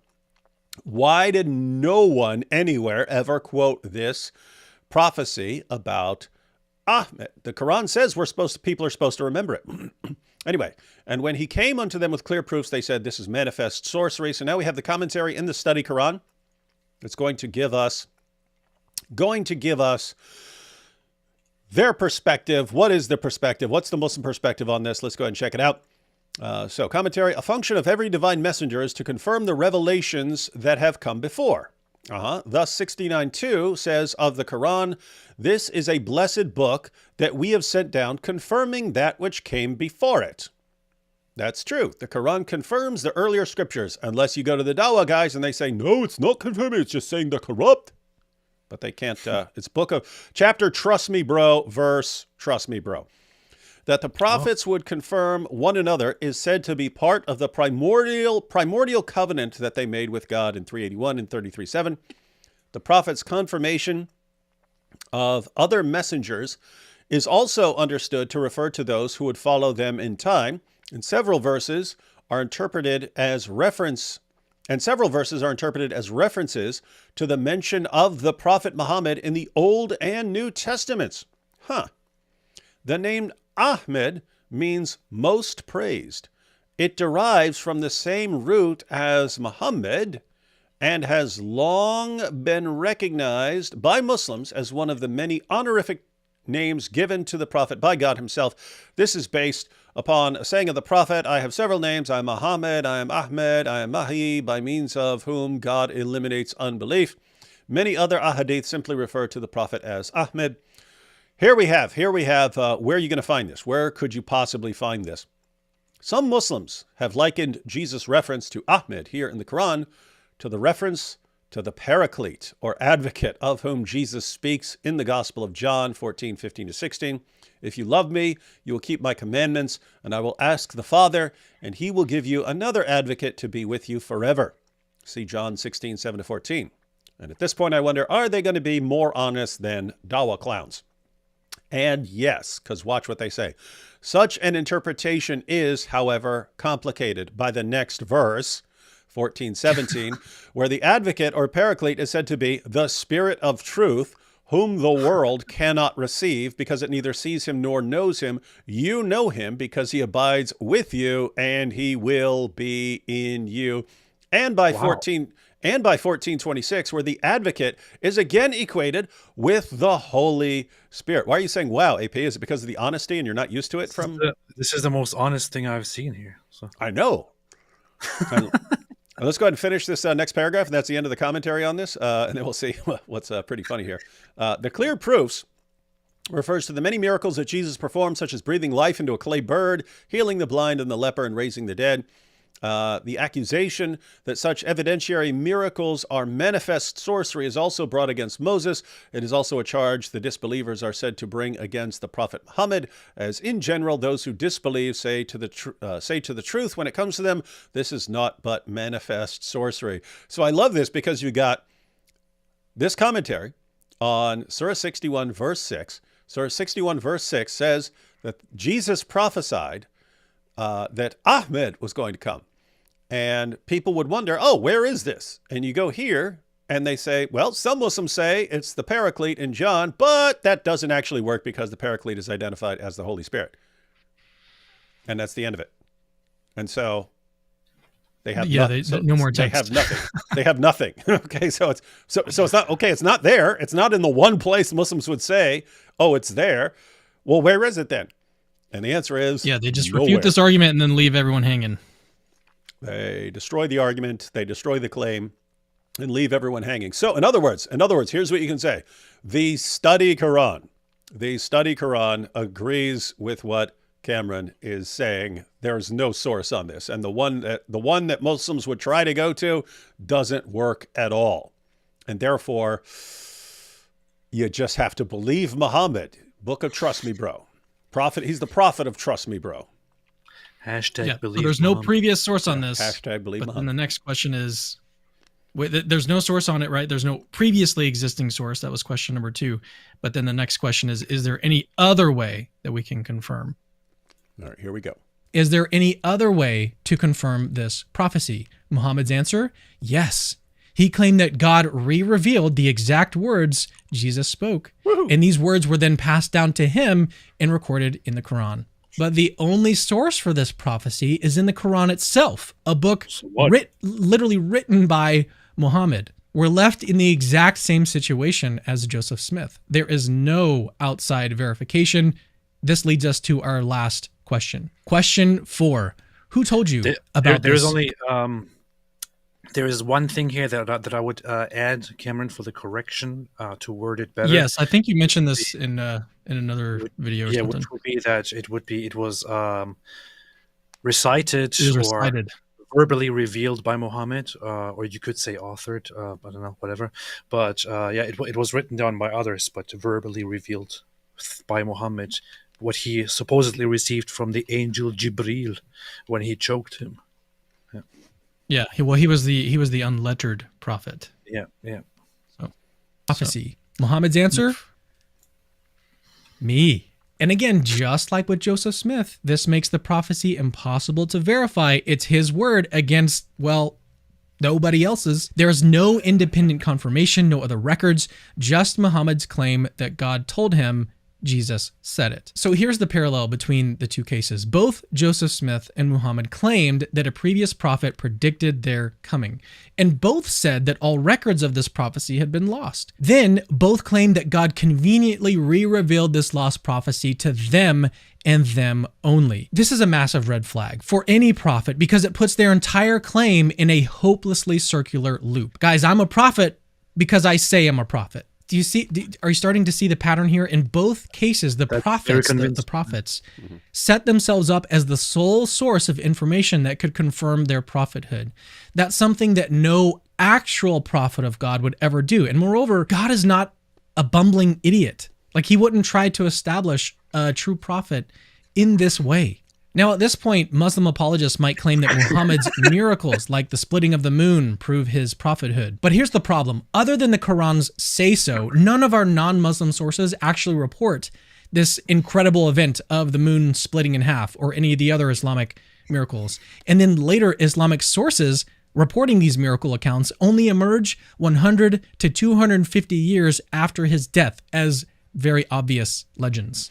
And it's it's also important to note that in the Quran, it's not even clear that this is talking about some miracle. And in fact, it doesn't sound like it's talking about a miracle of Muhammad. It sounds like, in fact, if you get a good commentary, they'll always put multiple interpretations. They'll say, oh, yes, Muslims, based on later hadiths, interpreted this as referring to Muhammad splitting the moon. But, and then they'll point out that sounds like it's a sign of the end times. The moon is cleft asunder or something like that. Sounds like it's referring to some future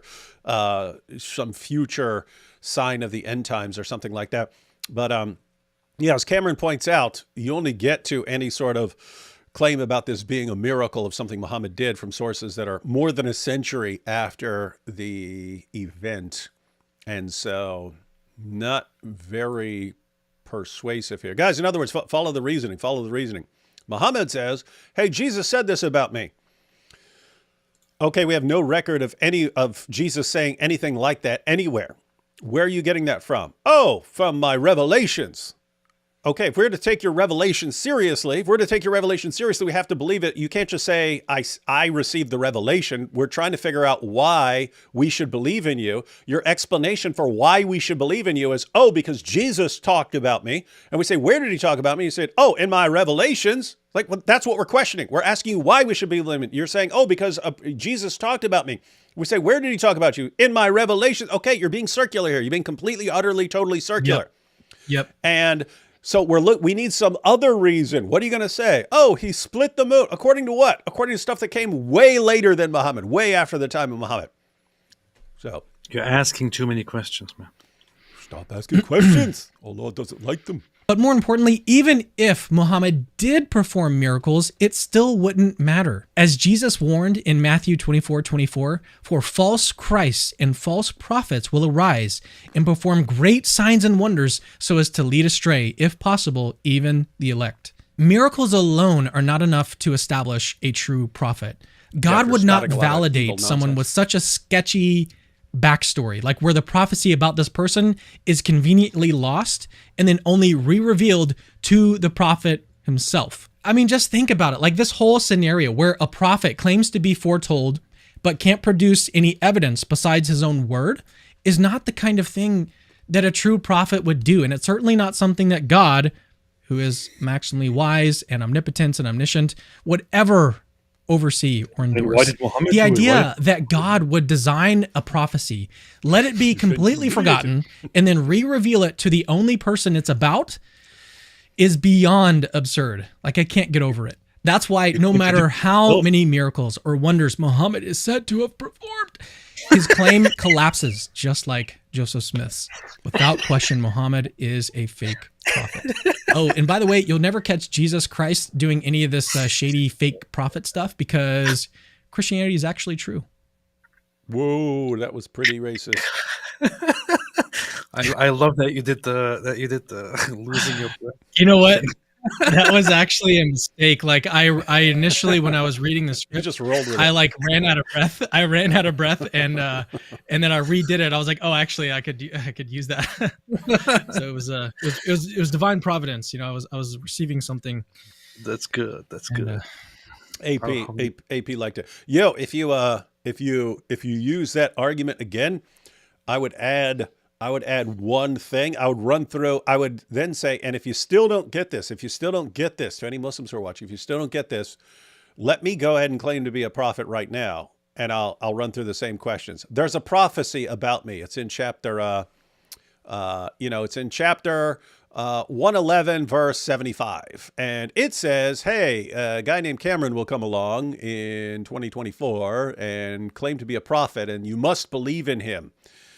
And you Muslims then do what? Then you look it up. Oh, but there is no verse. And I say, oh, it's been corrupted. I would run through the exact same thing. It's don't underestimate how difficult it is for some of these guys to understand a point that you're making. And that's why it was awesome, because it's just weird. If you're talking about some false prophet, they instantly get it. Like their logic and reasoning ability is turned on and they're going, yes, completely right. When you turn the topic to Muhammad, suddenly reasoning gets completely shut off and they will not understand. They just don't understand anything you're saying. And so it's kind of, you just have to keep over and over again, giving them other examples where they turn their reasoning back on. And what you're hoping is by constantly flipping their reasoning ability on, and then they'll turn it off again when they talk about Muhammad, and then you flip it back on and so on. You're hoping that eventually it just stays on long enough for them to understand some point you're making real quick. And then, and then they're on their way out of Islam. As soon as their reasoning ability stays on when they're talking about Muhammad. I wanted to mention, one of the reasons why I reached out to you about this is because I want to try to make this argument more popular. Like, because it's really cool because it kind of kills two birds with one stone. Like it attacks Mormonism, but then it also refutes Islam. Killing people. You're getting used to Islam too much. It's because AP is racist. But I wanted to say this. Okay, so I came up with the name for the argument. Maybe it'll stick. Maybe it won't. Maybe you guys can I'll tell you if it's going to stick or not. Something like, okay, Phantom Prophecy Problem. No. This ain't Scooby-Doo. Okay, sorry guys. I apologize. I take it all back. I'll just leave. I'll leave now. I see where you're going with it. The Phantom Prophecy. The Phantom Prophecy. Phantom Prophecy Problem. PPP. Triple P. The triple P. Remove. I would remove one P. Yeah. PP. AP just wants the PP argument. the PP argument. Yeah, yeah. And then you title your video "The PP Argument Against Muhammad," and people will think it's something weird and perverted because that's all you ever hear about from Muhammad. But it'll be something different. Opposite of you have the No, small guys, PP it's argument, phantom which is the prophecy. Andrew Wilson argument, and then you have the big PP argument, which is this one. But no, it would have to be something that appeals more to the Islamic intellect. Like, for example, think about things that Mohammed Hijab would use, for example, who is very popular. You could call it something like, I don't know, golden shower argument, for example. Or you could go for something that in a more simple way actually addresses the argument. You could play with it. But the phantom thing is also, it actually works. It does work. All right, let's do it then. It works. Yeah, the PP argument. Yeah, roll with that. Roll with that. That'll work, man. All right, so everyone understand that? I forgot to mention. I can't believe I forgot to mention this. There is actually a Christian source that mentions the prophecy about Muhammad. I'm curious if you guys have heard about this. The Gospel of Barnabas. Oh yeah. You guys heard? You guys heard about that one? We have heard of such things. That's another one of the arguments we destroyed like a million years ago, but that occasionally just pop up again. And you're like, "Are you serious? It was written more than 1,000 years." And the only reason you know about it, Cameron, is because it was written in Italian. You read it and you're like, hey, let me check the book out. Maybe I find a new pizza recipe. Hey, let's talk about the Ahmed. What about the Ahmed? Luigi, come and check out the prophecy. Anyway. The funny thing is that the first time that I was exposed to the idea that there is the gospel, of Barnabas, was when I was a Muslim, and I was, as a young boy, walking around with a rather religious Muslim team in Germany to distribute these little flyers or little leaflets, little booklets to Christians to inform them about how Christianity has been corrupted and how Islam is actually the true religion, and this has also been confirmed in the finding of a true gospel, which is the gospel of Barnabas. This is how I was actually exposed to this, and it's kind of funny that when I was a Muslim, I found out that it's completely fake, which just made me question everything. I thought that it was written earlier, but it's like between the 14th and 16th centuries. I thought it would have been earlier than that, but nope. Yeah, wow. Imagine Powerful stuff. Because when I started interacting with Muslims a little bit in the 1990s, and this was in prison. But they had tons of dawah materials because Muslim dawah centers are sending in piles of dawah materials into prisons, and that was one of the main arguments, Gospel of Barnabas. And there's all these, they're handing out all these pamphlets about the Gospel of Barnabas and confirming Islam and so on. And then, of course, I would find out ways to look this stuff up, and every time it was just like complete nonsense. So those are my first interactions with Islam were, as far as arguments were concerned, was the scientific miracles, Gospel of Barnabas, and Song of Solomon prophecy. Muhammad is mentioned by name in Song of Solomon 5:16. All of these things I looked up, and I was like, every single time it's like, you guys just make stuff up. You guys just make stuff up like this. It's not like, I mean, like, so take a prophecy like Isaiah 53 or something like that. Like, Jews and Christians can both look at that and come to different conclusions. We look at that and it's like, this sounds pretty darn clear. He's pierced for our transgressions and so on. But you can you can understand the Jewish perspective. No, this is talking about the nation of Israel and all the trouble that the nation of Israel. And we would point out problems with that interpretation. No, because whoever this is, it's dying on behalf of the nation. So it's not the nation can't be dying on behalf of the nation. It doesn't make any sense. But you can understand their interpretation doesn't sound insane because there are multiple passages where it talks about the servant and refers to the servant as Israel and stuff. So you can kind of understand that. the point, it's not like that with Islam. It's not, oh, I kind of see where you're coming from. I disagree for these reasons, but I kind of see where you're coming from. It's you guys are liar. You're just making stuff up. You're just completely lying. And how did that become a thing in Islam? How did it become completely acceptable just to make stuff up and thump your chest and sound confident? Look at their founder. I'm in the book. How do we know? Look how confident I am. Look how confident I am that that I was prophesied by Jesus. Do you have any evidence at all that you were prophesied by Jesus? Look how confident I am. Which part of my confidence didn't you understand? And I'll kill you if you disagree with me. Oh, well, if you're gonna kill over this, you must know what he's talking about.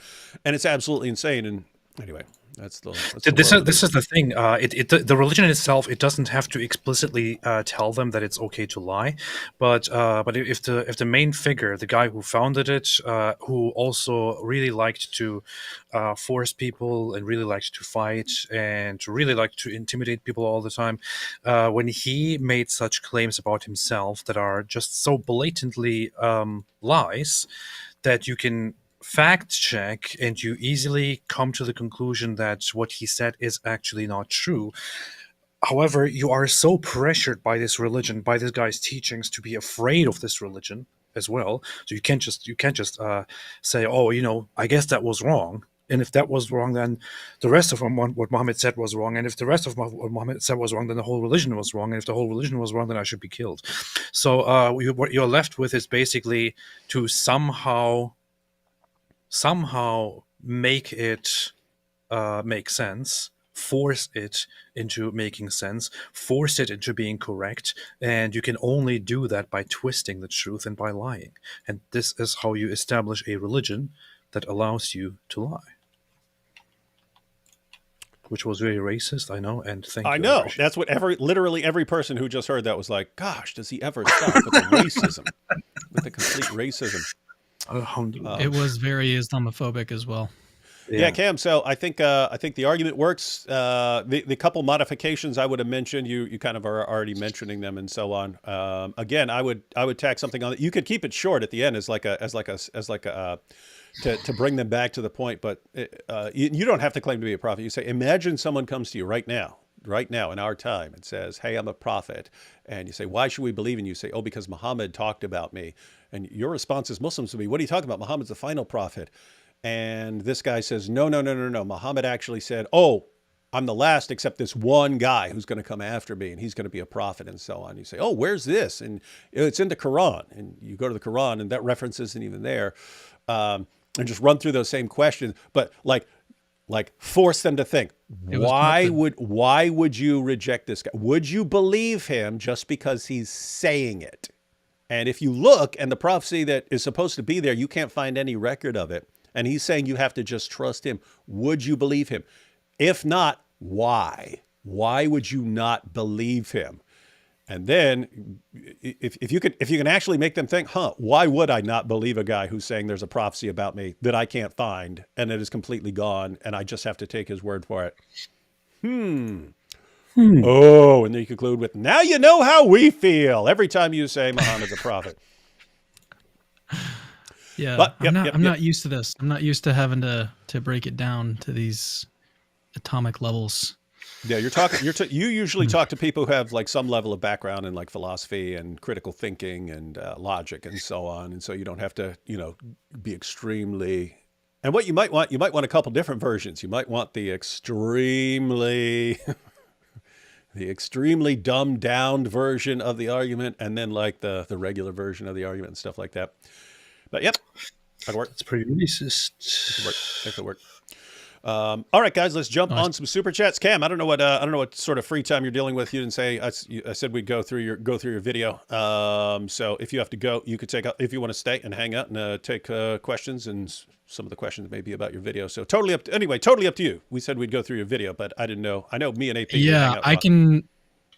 Yeah, I can stick around maybe another 15, 20 minutes. All right, that'll work. Let's go through as many super chats as we can. Some of these are from earlier when we were even watching other stuff. Why the fudge is this pedophile holding a teddy bear. That was obviously in the, but I mean, it is creepy when you're hearing all the Daniel Hakikachu types. And yes, it doesn't matter if she's 4, even if she's an 11-month-old, you would have to get parental consent or something like that. And then they're doing dawa, literally holding teddy bears.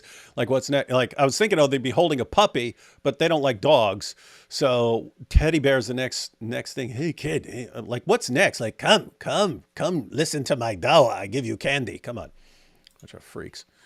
Anyway, how do you treat LDS elders at your door? Debate? I'll just give you my. Oh yeah, go ahead, and then I'll give my little experience. No, I was just gonna say I've only had one run-in, and I didn't really talk too much with them because he was he's like a pest control guy, so he was like servicing my house for bugs, and I didn't spend too much time talking to him. So he didn't come to my door like trying to evangelize or anything like that. We just started talking. I think I started telling him about my channel and stuff, and then got into a conversation about religion.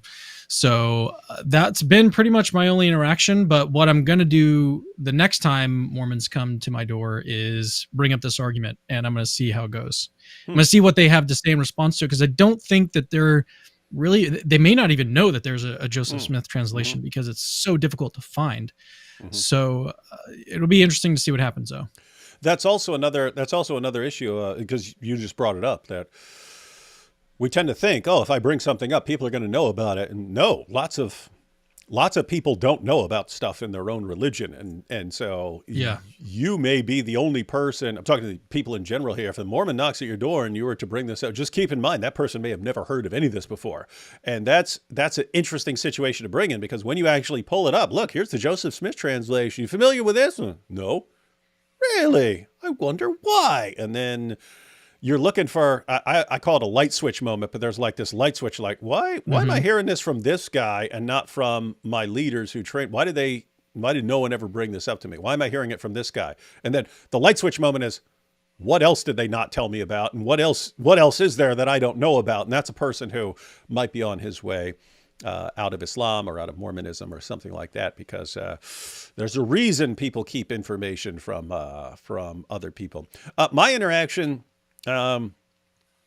this was a long time ago. I'm talking like 2003, 2004, something like that. But Mormons showed up at the door and they're like, hey, and they're giving like their initial pitch is like, so that they can sign you up to they come back and then they go through 6 presentations. And so if you're interested enough, they'll come back and go through 6 presentations with you. And so these guys came and I said, hey, I actually, I have a regular meeting with a group of Christians who love to discuss this kind of stuff. You guys want to come there and give your presentations? And they're like, sure. So this was we had a weekly apologetics meeting and stuff, but none of us were really focused on Mormonism. So we said, hey, our only request, we will sit here and listen to your entire presentation. We just get to ask you questions about it. And they're like, fine, that's great. And so they came over. We were really, really nice. We'd have refreshments and so on. They would go through their presentation. We would ask them questions about it. And it was interesting because there were two guys.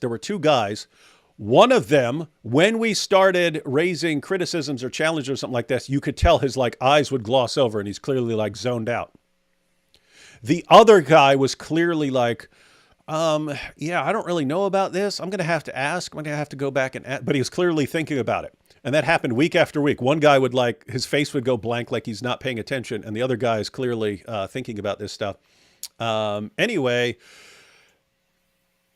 after the 4th meeting, they didn't come back. And then we tried to get a hold of these guys. And then they shipped those 2 guys somewhere else. And then we found out that house was kind of marked, and that they will mark you as don't go to this house. And it's based on my limited interaction, seems like, okay, these people are going to be asking too many questions and raising too many challenges, so don't go there, because these young, elder 19-year-old may not be ready for this stuff. So anyway, that's my only experience. But yes, I would encourage you to have some discussions and to raise some important questions, and to, even if you're not familiar with Mormonism, you can learn as you go. And that's how it is perfect when they set up for multiple meetings. It's perfect to be able to say, to sit there, listen to a presentation, take notes on it and so on, and then say, hey, this, I'm not familiar with this. Would you mind if I looked into some of this and asked you questions next time you come back? They're going to love that. They're going to love that because they think you're going to find that everything they're saying is true because they've never researched this. And then when you come back, and then when they come back and you've got some questions, hopefully you can make them think a little bit about the stuff. What is this? What is your favorite Pokemon? AP and D Wood. AP, I keep asking this and then I always forget. Is Pokemon a specific thing, or it's anything? There's a bunch of Pokemon. Is there an actual thing that's called Pokemon? It initially came out as a universe of these 150 different creatures that are all called Pokemons, and they all have different names. So that's like a race. Yeah. Of things. And then there's no just to be clear. So because I'm going to try never to forget again this time. But every time I see Pokemon, I'm thinking of like some fat thing that's like a fat cartoon character that's Pokemon. One thing that you might have seen quite frequently is Pikachu, which is that yellow cat-like. To be clear, thing. there is not one character who's called Pokemon. There's nowhere a character called Pokemon. It's a class. Correct. Okay. Correct. Correct. All right. Now That's I know. true. What's your favorite Pokemon, AP? I don't know. I haven't decided yet. I have been thinking about this question since my childhood. I still have to kind of come to a conclusion on this. Hey, there's one called Charizard too, right? Yeah. The thing is, I learned. I saw that in an episode of Pawn Stars. I was watching Pawn Stars, and they were talking about that Charizard, and I was like, "What the heck is a Charizard?" But they were talking about Pokemon, so I was thinking that's something. So the Charizard actually evolves from a smaller one known as the Charmander, which I liked a lot when I was a little child. Embarrassing us. And the thing is, I also learned the names of all of these Pokemons in German because I grew up in Germany and watched all of it in German. But this is a very, very important topic that we need to go further into. Ich mag Charizard. Yeah. We could have a complete live stream about this sometime. Check out that video. Yeah, we could have a whole series. We could start a whole new Pokemon channel about AP's. Anyway, check out that video. Masab Hassan Yusuf crushes woke guy. Islam is not a religion of peace. It's a mental illness. It's funny. I haven't seen that. That would be pretty funny. Not sure you're familiar with this, Cameron, but if you think we're dialed up, you should listen to Masab Hassan Yusuf. He's a son of the Hamas. He's the son of the founder of Hamas. He's raised in Hamas, and now when he criticizes them, he's significantly more brutal than other people are. That's what they do. Let's see. TT Dawa target HS. TikTok Dawa target high school age kids. Also, local mosques do Dawa outreach at campuses nationwide, targeting college age kids. Tell your kid before a dai meets them. Yes, guys, I'm not kidding. This is like they understand the avalanche of apostasy. They're in full on panic mode, and they are really, really, really dialing up their dawa to young people and anyone they can find who is not completely ignorant of the dawa script, which means you've got to be equally relentless in exposing dawa. Wrote a rap song on your most recent community post. Really? My most recent community post? Beast. I will check that out.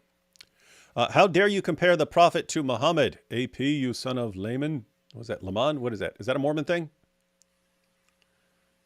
I don't know. I've not heard of that. Is AP playing video games right now? What's going on? Hey, look at the account. It's Elder Mike Winger, Latter-day Saint. Elder Mike Winger says, "How dare you compare the prophet to Muhammad, AP?" Oh, wait a minute. I just looked it up. Laman and Lemuel. In the Book of Mormon, Laman and Lemuel are the two eldest sons of Lehi and the older brothers of Sam, Nephi, Jacob, and Joseph. Interesting.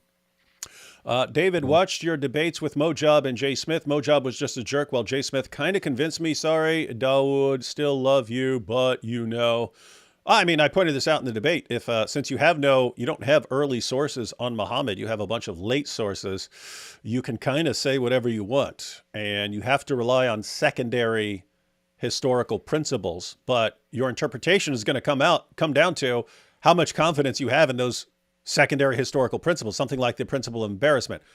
I I put a lot of emphasis on the principle of embarrassment. Other people don't, but guess what? There's a degree of that's subjective to a degree, like how much confidence you put in different principles and so on. So you can have different confidence levels in certain principles and so on, and come to very different conclusions here, because there's a big gaping hole where there should be a bunch of evidence about Muhammad, and it's just not there. It's just not there, and it kind of allows you to come up with a bunch of different theories. But one of the theories of people like Jay Smith and Robert Spencer is it's just made up. That's what they do. Islam preaches that Jesus will come back and join the Mahdi and fight Gog and Magog, which were trapped behind a wall by Alexander the Great. Mashallah, it's true. This is actually true. Cameron, if you want to look into an underrated issue, Surah 18, you have the story of Dhul Qarnayn in the Quran, which it's clear that it's Alexander the Great, because the story is taken from the Alexander romance legends and stuff. These are fictional accounts of Alexander the Great. So the stories in there, they're taken from the Alexander romance, but he's presented as a devout Muslim. And some Muslims today say, that's not talking about Alexander the Great, you liar, it's talking about someone else. But it's because he's presented as a devout Muslim, when the Alexander we know about was as pagan as someone could. It's impossible to be more pagan than Alexander the Great was. But there's this story where some people request, there's all these bad guys. There's all these bad guys over here. Can you help us? Can you keep them out? And Alexander's like, no problem. And he has all the people build this huge wall to keep these hordes of Gog and Magog, and they don't understand language and so on. And they're all trapped behind this giant wall. Here's the thing though. You have all these passages elsewhere where Muhammad's talking about this, where it's going to be one of the things that happens at the end times is that all these hordes break through the wall and they come out and there's this big war. What's that mean? It means that giant wall with these literally billions of really weird people are hiding behind there, are stuck behind there, and they're trapped and they're sitting there, let us out. They're trapped behind there. And so it's like, according to Islam, there's still this wall somewhere built by Alexander the Great, filled in between two mountains. And there's billions of these people behind it, waiting for the end times where they're going to finally bust out. And it's like, are you serious? It's Also, Muhammad said, according to multiple reports, he said that the wall is being dug right now, and there is a huge hole in it. They are about to break out. So the wording is that this is in what, Surah 18? Yeah, Surah 18. They're about to descend and about to attack. He says, "Woe to the Arabs for what is about to happen to them." So this is what he's saying. By the way, Cameron, I'm just thinking of your kinds of interest. This isn't really like philosophical interest, but this is like historical stuff. Surah 18 is filled to the brim with all. That's where you have the sleepers of the cave in Surah 18. You got stuff with Alexander and so on. You got all kinds of stuff. Endless problems. Learn Surah 18 well, and you will have endless videos, I say. Okay. Let's see. AP One of my growing favorite up. things is just to read the Quran out loud. AP growing a beard after Nasrallah has been whacked. Yes, Yeah. AP is trying to get recommended as the new, because no one else is going to want the job, so AP is going to get it because of his beard. All he needs is a good Zabiba. People are not really wanting it, so I'm kind of trying to get the position on. I sent in an application, didn't get a proper response yet. Who here says, AP, one confusion from yesterday. Did you actually say a bunch of guys were going from behind on Jake Shield? No, you said that, Hu Jintao. You always try to make everything disgusting and twisted on when AP's talking. The TikTok kid. Oh, really? Hey, because look, Caleb here says the TikTok kid is a 19-year-old famous da'i in Chicago. That's interesting because there were parts of me like, is this a parody? Is this someone trying to make this sound as stupid as possible? But apparently he's known as a TikTok Seriously, the guy just looks and sounds severely mentally ill. He sounds like he has big problems. And really creepy with that teddy bear, man. yeah. I see a grown man with a teddy bear making videos for kids. I'm like, oh gosh, man. I'm getting my gun. Yeah. LDS, magic underwear, Islam, leather strap of the anus. That is true. I don't know if you're familiar with that. But yeah, Cameron. Muhammad said the eyes. I've heard it one too many times. Okay, there you go. Book of Mormon is the Book of Mormon is less than Muhammad's boom boom room. That's true. That's true. We still have never had the ultimate showdown of Joseph Smith meets Muhammad in the boom boom room, but we shall. What is this? Evidence. What is this? Evidence. Where's your iman? Shake your booty. That's Have good. you seen the book? Have you seen Book of Mormon? Zelda, by the way. Oh yeah, Zelda. Yep. Zelda. D, We actually just bought tickets to go see the Book of Mormon. yeah, it sucks because I lived in New York for like 13 years and I never went and saw it. Someone else commented. Someone was like, "It seems like with Mormons you're like punching down." Where that's how I feel. Like I don't want to be mean to these guys and go watch it. Anyway. But yeah, you still got exposed nonsense. This is from Isa Kabir, Cameron. If you ever see Isa Kabir in your comments, he's a nice, friendly Jewish Muslim. One parent was Jewish, one parent was Muslim, and he's kind of a nice, friendly Muslim that we get along with really well. You see, it's because he's a Jew. That's why he's friendly with the kuffar. And a Muslim, he's one of the good ones, Cameron. That's what AP would say. He'd say, "See, he one of the good ones. We get along with him." It's really Exactly. weird. Check hijab fan comments after William Lane Craig debate. His clown followers all said he won. Total brainwashing or perhaps spiritual blindness. That goes back to what Cameron was saying. As long as he sounds confident, that's it. That's all that matters. The debate could have been on whether 2 + 2 is 4, and Craig could have been saying, "Well, 2 + 2 is clearly look 1, 2, 3, 4," and hijab could have been, "No, 2 + 2 is 12. It's so clear, and thump, thump, thump, thump, thump, thump, thump, thump," and his fans would have been, "Oh, so powerful." I was gonna ask you, like, what are your thoughts on? I feel like it's kind of happened a long time ago now, and it may not be worth producing any more content about it. But I was thinking about going through like one of the arguments that they discussed and just looking at the back and forth. And Oh yeah, it was an breaking it down and eternity ago. explaining. It was so long ago. It was like, who even remembers that now? Yeah, it was so long ago. It's ancient. Well, creating that kind of derivative content, like it wouldn't get as many views as the actual thing itself, I wouldn't think. But I mean, it could serve a purpose. Depends on how good a point you're making. Yeah, it depends on how good a point you're making. But no, it's always relevant because debates happen very quickly and stuff, especially when it's a short debate. And so to unpack something, if you're unpacking something important and it helps people, then that's usually a good thing.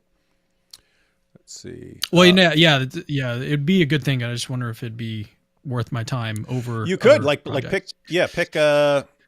You might want to pick one thing and try it out and see how it works. I asked ChatGPT what would AP look like after 20 years. Emailed pic to you too, AP. AP, by the way, bro, some of your videos are suddenly showing me warnings on YouTube UK. What? Really? No. Yesterday's live stream has been age restricted. And it got two different, so graphic content and age restricted. I think that's what he means now. You might get that from yesterday's live stream. Well, I knew that one was going to happen because you were showing video clips of the October 7th attacks. It's generally accepted in Islam that the soul enters the body on the 120th day of pregnancy. How do Muslims account for babies born before this date? Do they have no souls? Are they all ginger? Yeah, I actually, I don't know how they'd respond to that particular issue. You do have Muslims who are like fine with abortion up through the first 4 months because the soul hasn't entered the body yet. But yeah, I'm not sure how they'd respond to what about a preemie who's born before that. Might be interesting to explore. Yeah. Hey, real quick before I go, do you have any questions, super chats for me, or I wanted to give them a chance. Let me see. Let me see. Let me respond see. Let me if see. Let me see. You have any? Give them a Let's chance to try and see. debunk me. Give them a chance. Give them a You're chance finished. to try and debunk me when I'm not succeeding. People saying make more videos on Mormonism. Let's see. I'm doing one. It's okay if not. Okay. What do you guys think of my Kerberos doll? Yeah, that's powerful. You should use that as much as possible every time you're talking about. Hey, look, what you want to do? Like, seriously, you'd have to have it made, but have someone make an Allah doll according to the Salafi interpretation. So you're going to have to pull off one of those legs and put 2 feet on it. You're going to have to rip off one arm, get two of those guys, pull off one arm, put them both on the put them both on the right side. I actually tried to pull off the arm and I couldn't. It was like I'm gonna have to get a different doll. Get a It was saw. like too attached. No, get a saw to pop right now. Some on Okay. some of them, they're like there's a string that runs between them and stuff. Who is that? Is that Roman Reigns? Is that who that is? Who is that? It's some sort of wrestler. It looks kind of, That is literally I don't know. Allah. I don't know what you're talking Arabic. I think it's Roman Reigns. I followed wrestling when I was a kid, and then I followed it again when I was in prison when it was like The Rock and Stone Cold and all that stuff. But everyone watched it. Everyone watched it every Monday and I think Friday or something like that. And so it was just blasting. But Did you just say wrestling? wrestling? Never heard of wrestling? I thought you just said rustling. Professional wrestling, man.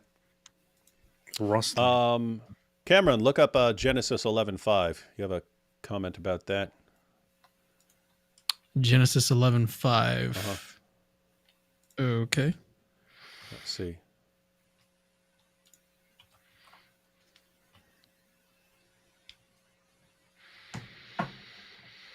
You got that?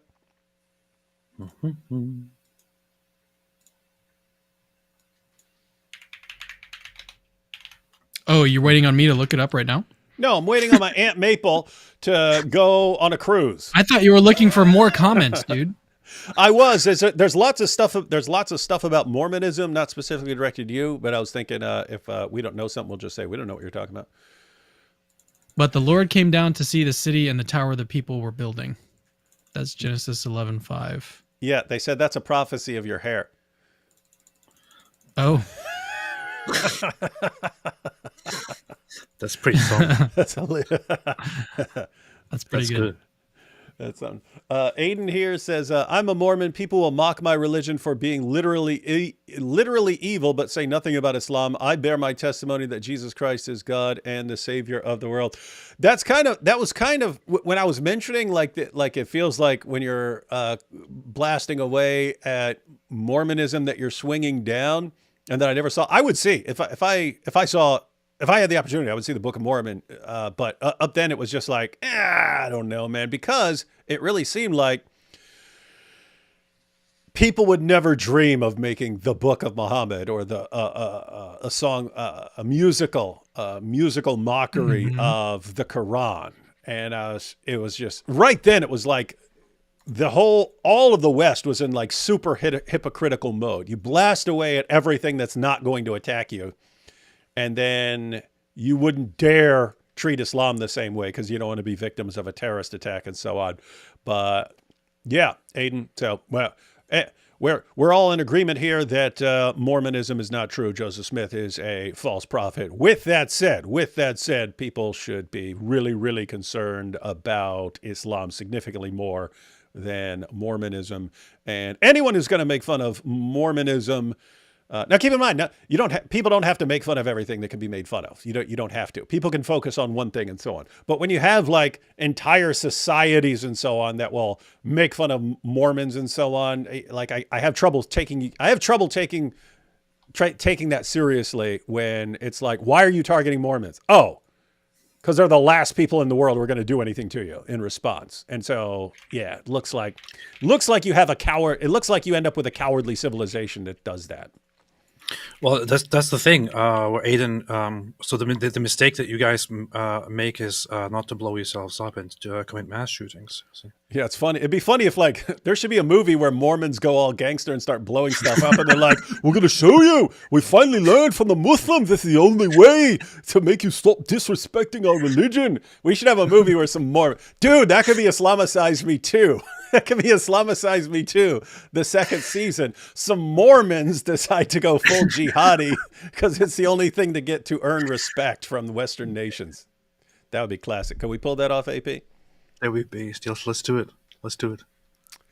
So while we're on the topic of Mormonism, before I go, maybe I could bring up one more thing that I had ready just to discuss it in case we wanted to get to it. But I'm kind of curious what you guys think about this, because this is actually one of the texts that Mormons use in order to show that he was a true prophet.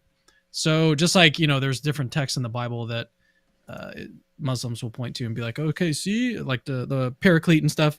But here's one that they appeal to from Doctrine and Covenants, which is one of the scriptures that Joseph Smith added to the scriptures, the Christian scriptures.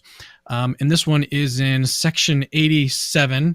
He predicts or prophesies there is going to be a civil war, and he prophesied it, I think it was like 30 years in advance.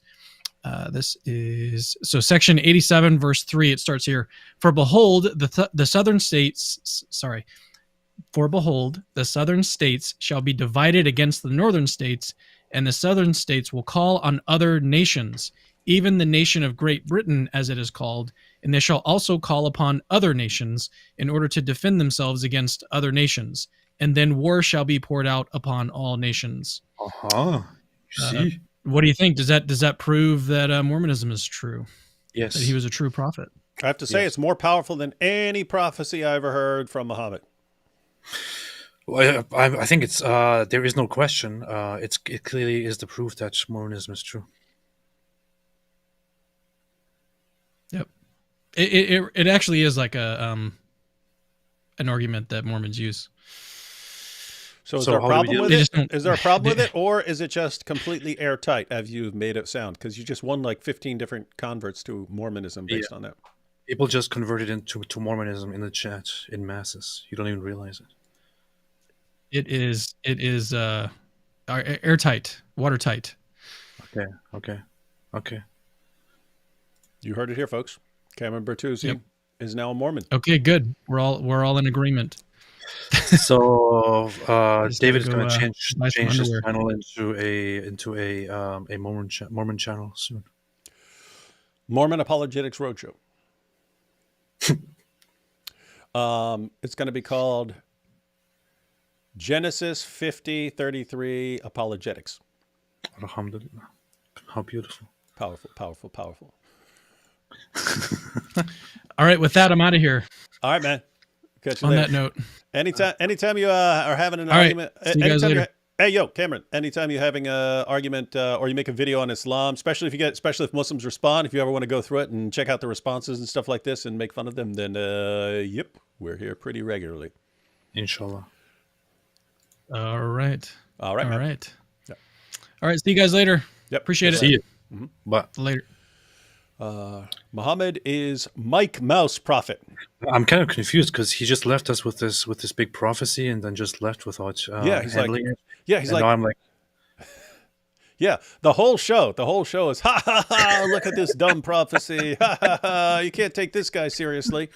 And then all of a sudden, all right, guys, hey, I'm just going to leave you with this thought. Oh, by the way, super powerful prophecy of the Civil War. okay. Maybe Cameron is a plant. Maybe he's like he secretly converted to Mormonism and he is on a mission to make it look like he's debunking Mormonism, but sneakily converting people in the process. That would be brilliant, right? Like, hey guys, I'm going to come on here and hey, I'll help you guys on your channel where you expose Muhammad, and I'll also expose Joseph Smith. And we're like, oh, cool. And then, oh yeah, let's laugh at all these guys. Hey, one more thing about Joseph Smith, though. Think about this. That's a good trick, man. That's Right. pretty solid. Did you know right here in the Book of Mormon it says E = MC squared? How could he have known that? Looks right here. I don't know how to explain it. I thought you guys might know how to explain it. All right, I got to go, guys. I'll just leave you with that. That's awesome stuff. Wow. Oh my goodness, I'm finally catching you guys live. Don't know much about Joseph Smith, but happy to learn about him and the comparison to Pedo Momo. Pedo Momo, who could that be? That sounds pretty racist, but yeah. Let's see. Travis here. No comment. Thank you, though, Travis. Oh, he left one. Just have smiles to Jenna. Leave a hickey on your forehead as a Zabiba. Yeah. That would be funny. Ali Dawa. Hey, smiles to Jenna. While you're feeding me these grapes, can you leave a hickey on my forehead so I has a Zabiba? Yeah. Then people will take my Dawa more seriously, isn't it? Yeah. I was on Instagram and saw a post about honoring the martyrs of October 7th on my coworkers who's part of the queer community story. Scary time. So, Queers for Palestine showing videos honoring the martyrs of the October 7th terrorist attacks. Scary times indeed. We should discuss this tomorrow, AP. Imagine there was a trend 1 year after 9/11 of people praising the martyrs of 9/11. Mm-hmm. And yeah, now you did have that, but they usually tried to keep that stuff quiet, right? Like there were videos where they'd get caught behind closed doors inside the mosque and stuff. But then imagine that you had all these other groups like Queers for 9/11 and stuff like that. And yes, you see, we're super gay and we love these terrorist attacks. Be like, what the heck? What sort of mental illness is spreading in the world? exactly. Wow. Let's see. Is it likely that Muhammad and Joseph Smith were influenced by Nephilim spirits? Also, David and AP, is there a chance you might interview Albanian cartoonist Bosch Faustin, who has a fatwa on him? Oh, I don't know him, but I've known of him and like his artwork for years. He won that cartoon contest down in Texas that was what Islamicize Me was based on. So if people didn't follow all the way to the last episode where he explained it, Islamicize Me, the series, was based on a true story. Vocab, who's in Islamicize Me, he was friends with one of the guys who went and attacked that cartoon contest. And two guys. It was actually three. One of them didn't go. But two of the guys actually showed up and were killed on their way. A cop caught them and they got into a little gunfight there. And these two guys got killed, but they were about to go into the cartoon contest, guns blazing. Based. And as for the I don't know if Bosch Faustin wants to come on here, but I don't know if he does shows and stuff like that. But I'm actually, I follow him. He follows me. The thing is, I until very recently, I didn't even really know who that is, but he has been interacting with me and commenting on my stuff. And then I was like, who is this guy? And then I suddenly find out, wait a minute, this guy has a big history of offending Mohammed and getting all kinds of death threats and being in danger. So I should have known about this. I don't know why I wasn't aware of it. We could do that totally. Yeah, and I mean, he's pretty hardcore atheist, so I might be a little too Christian for him or something like that. If he wants to jump on with us, that's cool. But AP, you could always do a show with him and go through some of his artwork and stuff like that. I'm announcing to you here, if you would prefer not being with a Christian, it does not hurt my feelings that I do not have. Alhamdulillah. Lucid said, oh, as for the Nephilim and stuff, I don't, you'd have to ask someone else about that stuff. Funny enough, I was going to suggest the other day you expose the fake prophet Joseph Smith, but D-Wood always says, I don't talk about cults. That's for other YouTubers. Yeah, it still is. So chances of me like really studying Mormonism and going out to expose it, pretty slim. Pretty slim. I'd have to get like some sort of like command from God to go after it or something like that. But yep, hands are pretty full. But if someone like Cameron is actually connecting it, I'm totally fine. And I might do this in the future. If it's connected, if you're, sort of evaluating Joseph Smith to explore principles for how you examine a person who's claiming to be a prophet and then applying that to those same principles to Muhammad, then that's good.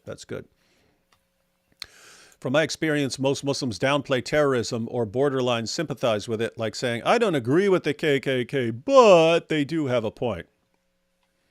That's pretty much true. Yeah. And so even lots of peaceful Muslims who don't approve of terrorism, lots of people will, if you get in a conversation with them, it will be, yeah, but they kind of have a point. Yeah, you do have those sorts of situations. That's what they do. Salami, eggs, and bacon, Brother David Wood. Salami, eggs, and bacon. That's pretty racist. Salami, eggs, and bacon. Salami, eggs, and bacon. Salami, eggs, and bacon. Matt says, you're talking about LDS. Our LDS owns the copyright. Oh, you're talking about like to their Bible? They actually have copyrights? Is that true? I don't know if that was a joke or that was true. The Bible. Joe Smith lied. He's a false prophet. Joe Smith lied. He's a false prophet. This proves Islam is true. You see? That is. Cameron's hair is mentioned in there. This was the comment from earlier. Cameron's hair is mentioned in Genesis 11:5. You see? It's the tower. And they've got AP's biggest fan there as the picture. Bo Rudder here says, Joseph Smith fails Deuteronomy 13, 1 through 5. 2, Mormons don't worship Jehovah, who they believe is Jesus, not the Father. Yeah, they'd have a problem. Again, I don't know enough about it, but yeah, they'd have some problems. And the follow-up here from Bo Rudder, Revelation 22, 18, 19 warns against adding and taking things out of the book of Revelation. And the, Joseph Smith. And in the, Joseph Smith translation, Joseph Smith did both. Zachary Wright says, this creator is making some significant mistakes and unjustified assumptions. I'm a believing LDS. Could I come on giving my take on it sometime? On that particular video or that particular issue? Yeah, not at this particular time, but Cameron did say he'd be revisiting it. If you want to send me a message and actually respond to, because he's only really bringing up one point. He's bringing up the point about Genesis 50:33 supposedly containing a prophecy. So if you wanted to discuss that next time we're coming on, next time, if you ever see me announcing, Zachary Wright, that we're going to be discussing that issue again, because Cameron said he's going to keep pushing that. He wants to popularize that argument. And so if we're covering that again, send me a message and say you want to jump in and explain things. I'm sure it's a very convincing response. Why are you racist against even Mormons, man? You got issues. My favorite Joseph Smith false prophecy, the empty lot at Temple Lot. Joseph Smith prophesied a temple would be built there in that generation.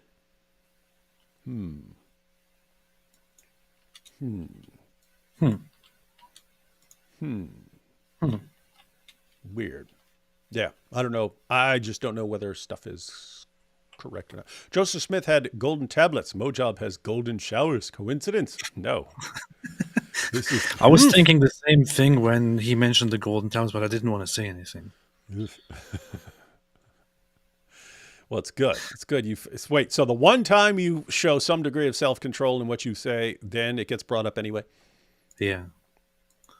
Joseph Smith hooked up with underage Fanny Alger before he got his revelation about multiple wives. Allah was quick to grant him his desires.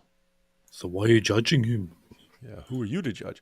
Caleb says, Cameron forgot 7:157. It's a crucially vital text. Yeah, but he was specifically focused on, like 7:157 doesn't give the content. 61:6 actually gives some content saying that Jesus made a prophecy and named him and gave the name. And so it seems like that's why he focused on that one. But Muhammad was prophesied, Revelation 19:20. Look that one up, AP. Muhammad was prophesied. What did you say, 1920? Revelation 19:20. 1920.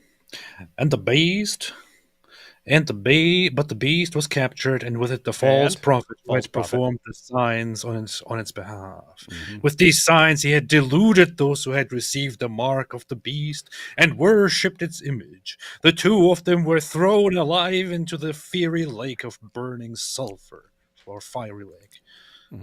So you see, Muhammad did that with his amazing signs, which, according to him, was the mole. Look at the mole on my back.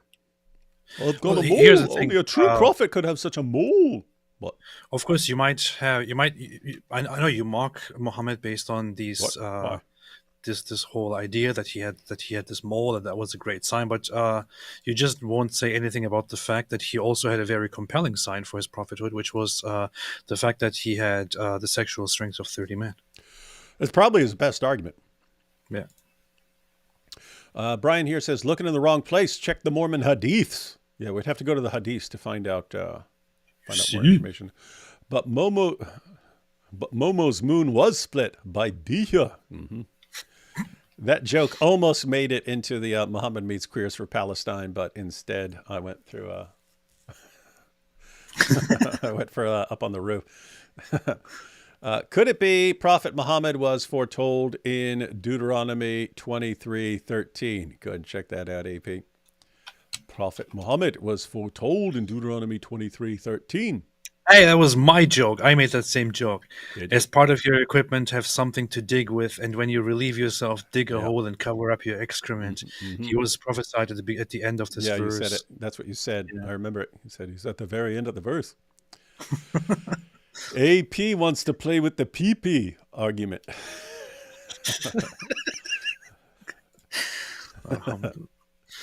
Monomaniacal prophecy. I guess that's the other explanation for that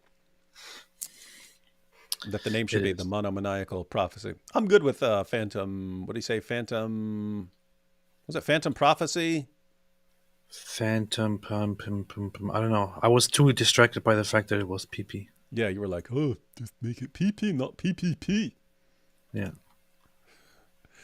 The John 8:32. The true preserved gospel. You mean? Yes, the true preserved gospel. Let's see.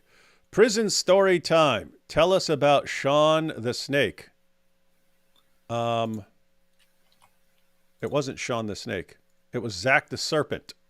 It was Zach the Serpent. Sean the Snake. What the heck is Sean the Snake? She's talking That about. sounds like it's based on Shaun the Sheep, which is a cartoon. I still have. I need to find it, but I have that. I saved that. I saved because I brought home all my. I had stuff in folders and stuff like that, but I still have that. But yeah, it was Zach the Serpent, and the quick version is there was all the different main religious groups had a bulletin board. Had a bulletin board in the cafeteria area. Christians had the best one because they had one that's right beside the line in the cafeteria where everyone has to walk. So everyone who's going to get food has to be at some point right beside this Christian bulletin board. To keep it from being defaced, it was actually inside a case with plexiglass, and there was a lock on it. And the guy who had it before I controlled it was Murthan Satterwhite. He was a former Nation of Islam guy who became a convert to Christianity. Anyway, he put up, and it was literally this big. It was a little piece of paper.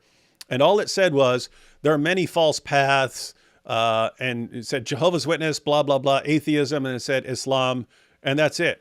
But one true path, that's Jesus Christ. That's all it said on a tiny little piece of paper, and he stuck that on there. Anyway, Muslims surrounded him like, I forget what it was, 8 or 10 or 12 deep out on the rec yard. And they're like, what'd you say? What'd you say about Islam? Yeah. And, we tend to think, you should not back down and stuff. Guys, you're sort of the leader of the Christian community there. That was the closest thing we had to a leader of the Christian community.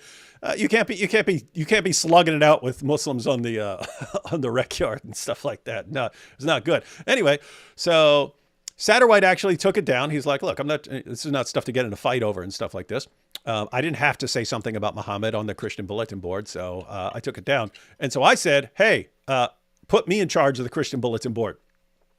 Put me in charge of the Christian bulletin board. And he said, okay. And I said, look, when they come to you, just tell them, I don't have control over that. That's David Wood. That's David Wood.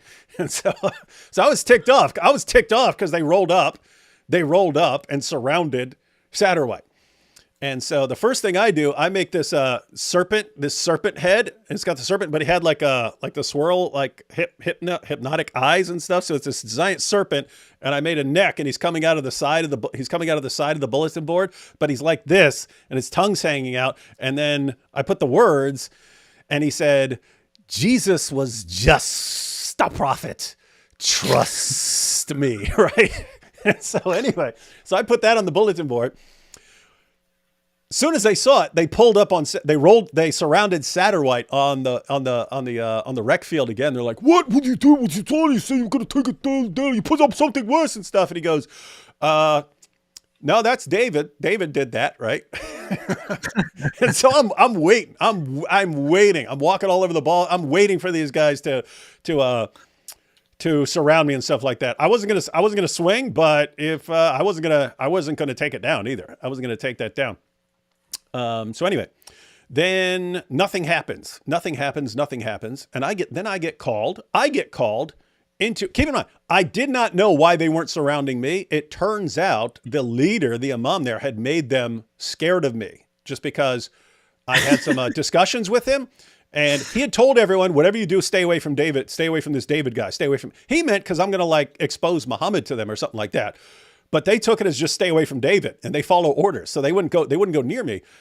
So they still had to get it taken down. So they actually complained to the administration, which I don't know if you know prison rules. You don't complain about another inmate to the administration, but they had nothing else to do because they couldn't for some reason they wouldn't come after me. And so they went to the administration. So I actually get called into, I forget if it was the warden or the assistant warden or whatever, but he goes in there and he's like, I had the only key. I had the only key to the lock. And he's like, "Hey, getting all these complaints about you, and you said something about Muslims or something on the bulletin board, blah, blah, blah." And he goes, "Okay, I need you to take that down." And I go, "Okay." I mean, this is a command from the warden or assistant warden or whoever that was. And so I go take it down, but then I put up a big sign and I explained that Muslims snitched, right? Muslims snitched and had the warden or assistant warden order me to take it down. So I called them snitches all over the bulletin board. And what was interesting was then you have a bunch of the young Muslims flipping out, and they're going and complaining to the older Muslims. "Look what this guy's doing. He's calling us all snitches." And I heard that like the old school, the old Khan, when they went and complained to him, he goes, "He's right. You don't complain to the warden." So they got put in their place by their own guys, Who's like, you don't complain to the warden. You either handle that yourself or you let it go. Under no circumstances do you go complain to the warden. Anyway, that's long story short. That was Zach the Serpent, not Sean the Snake. That was the character. It was, to me, it was still Sean the Sheep. Momo and Smith say horrible things about black people. No. Muhammad only called them raisin heads. How bad is that? And, all sorts of other things. Got what the Mormon sources say about them, but that they're basically cursed because of some past thing or something. I don't know. Hey, David, debate Robert Boylan. I just looked him up before I saw that. He is a Mormon debater. Have to say, Frank, 0% chance, because if I were going to debate, I'd have to study Mormonism, and I'd rather focus on the people who want to slaughter me in the name of Allah. Hey, David, I appreciate you. David would admit that he doesn't know enough about Mormonism to debate it, so how can you trust anything he says about Islam? Been humiliated. Hey, David, I'd appreciate you making videos on Mormonism. No, because most Mormon skeptics say the same thing without any sustenance.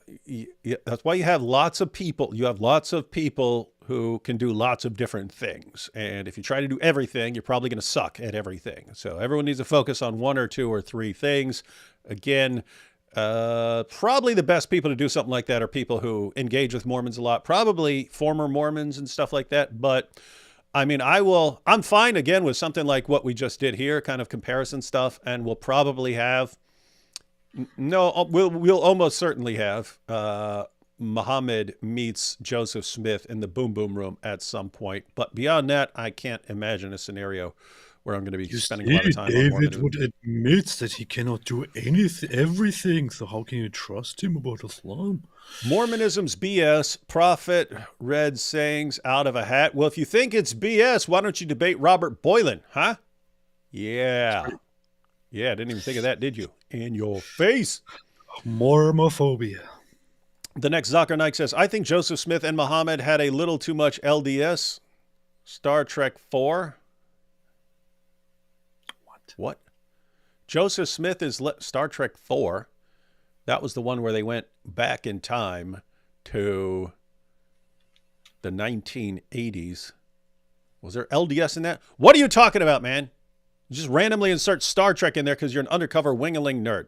Joseph Smith is less fake because he did have special moral privileges and he liked older women at the age of 14. I'm ex-Mormon. Ooh, you don't know anything.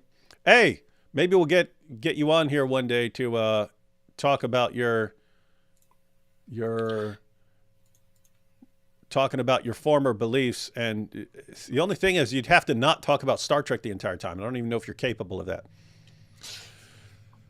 Joseph Smith is Muhammad. Oh, and then it's that's the new Joker movie. So Joseph Smith is I don't know how to pronounce French stuff, but yeah, that's the new Joker movie, which apparently sucks. Did you see it has like the worst reviews? It's like everybody's bashing it. Yeah, apparently everything that people actually liked about the first one, they screwed it up and ruined it and turned it into some musical with Lady Gaga with terrible songs and stuff. So I don't know how you screw that up. You had $65 million to make the first one, and then it grossed $1 billion because people liked it. And then you got $200 million for part 2, and then screw it all up and no one watches it. Now you're losing money. Great job. Great job. I was thinking when I saw that it's with Lady Gaga, I thought, oh, interesting. You know, she actually has potential to do good acting. But then seriously, to get her in there and put her in such what seems to be real garbage here, it's almost like a plot against her career as an actress. Mm-hmm. Yeah, it's weird. I've even seen people thinking like, are they trying to troll? Is this like some meta level troll joke, like about something that they're trying to go in some direction? And no, it's just, guys, it seems that Hollywood is hell-bent on figuring out if you like something and then destroying it. Beast. Have you researched the Joseph Smith translation, David? No. I've already explained. I have researched almost nothing in Mormonism. Probably the weakest point in the religion, pure heresy. Interesting. Hey, look, here we have capturing spaghetti with Cameron's picture. And he says, Mamma mia, this stream is better than the spaghetti alla puttanesca. Man. Nice. Oh, darn. Why didn't I share that while he was here? APD Wood. Mormons have a lot of kids. Is that not a good thing? They vote Republican, love America, and focus on the family. They are better than Muzzies. I don't know if you recall, but we were explaining, hey, Mormons are really tend to be really, really nice, friendly people who aren't harming other people much. How often does it need to be said? We don't have a problem. I personally don't have a problem with Mormons as a people. David seems to be having no problem with Mormons as a people and actually thinks that they're pretty nice people. To me, it gives the impression that they are very, very admirable people who seem to have some really, really good morals and really good attitudes and are kind. And the state that they have is one of the most stable and flourishing and promising states in the United States and so on. That said, it's just that the belief system is a little bit messed up and obviously fake. But definitely, yeah, not comparable to Muslims in terms of the problems that their community and their beliefs contain. And AP back to the racism. Can't go 5 seconds without it. That's what they do. Why is the Islamic version of the Torah and the Islamic version of the gospel lost or corrupted? Where is it? If God's word can't be corrupted, where are the Ishmaelite scriptures? You're kind of bringing up multiple problems there. If you say that if God's word can't be corrupted, that's what the Quran says. No one can change his words and so on. But yeah, the Quran doesn't just mention the Torah and the Gospel, it mentions revelation sent to various prophets and so on. So the question would be, where are these other scriptures and so on? As far as where is the Islamic version of the Torah and the Gospel, that's an ongoing problem because the Quran says we have it. It says Christians have it. And Allah repeatedly says, I'm confirming what you have. I'm confirming what you have. I'm confirming what is with you. And so supposedly we have it. And so do the math, because what we have doesn't line up with it. So they say it's been corrupted, but Allah says we have it. So it doesn't make any sense. What are you giggling yourself silly at? What perverted, weird thing are you giggling at? Well, somebody just in the chat mentioned that Mormons are a bunch of. I don't even want to say it because it's like it's using a stereotype about a certain Mormon practice that Mormons apparently have. Yeah, Awful, not sure if awful, I'm awful. supposed to mention it. Awful. David Wood, full bald Saitama cosplay win. When Yeah, I'm not a dork who dresses up for anything other than like skits. It would have to. The only time I could actually see it happening would be the Boom Boom Room. Muhammad meets One Punch Man, something like that. And then what? Maybe One Punch Man hits him, and then the place blows up. I don't know. this is kind of a weird thing to say for David because for those who met him in person, this is obviously not entirely true. So, for example, when I visited David once, and I was at his home with his family, one day I go to his office space where he does his videos, and I see him wearing this Star Trek outfit, and he's just looking at me in all seriousness and saying, "Hey, does this look cool?" And I just thought, what is wrong with you, man? Yeah. And you didn't even go in my closet where I have, my Saitama costume. I got all the different, I got Captain Kirk. I got Captain Picard. I got Janeway. I got the Counselor Troy outfit for my wife, all that stuff. And then I walk around and dress, and then I just change. Whenever we're about to go live, I just jump into a t-shirt. Yeah. Timothy says, Parent Panthers secure grand final win over Melbourne 14. What? Locking 4 years back to back as Premiership champs. What a time to be a Penrith. What the heck is Penrith? What are you talking about, man? Up the mighty Panthers. Almasihu Akbar. What? We don't even know what sport you're talking about, man. You're on the wrong channel. Wrong channel. Yeah, we don't even know what your sport you're talking about. 14-6. Can't be soccer because every soccer game is like score 1-0 and people lose their minds. And, it's such a powerful, epic game that ended 1-0. Except one that took place between Germany and Brazil several years ago, which ended 7-1. Megatron here says, rap song is on your Sira post from a day ago. Enjoy. I will check that out. It was just on Sira International. I don't hate Turks and Italian descendants. I like AP and Cameron. They one of the good ones. Yeah, they are. We'll let them stay around. As for the rest, not so much. Abraham built the Kaaba, but somehow Islamic prophets like Jesus, Moses completely forgot about it and never bothered to mention it to anyone.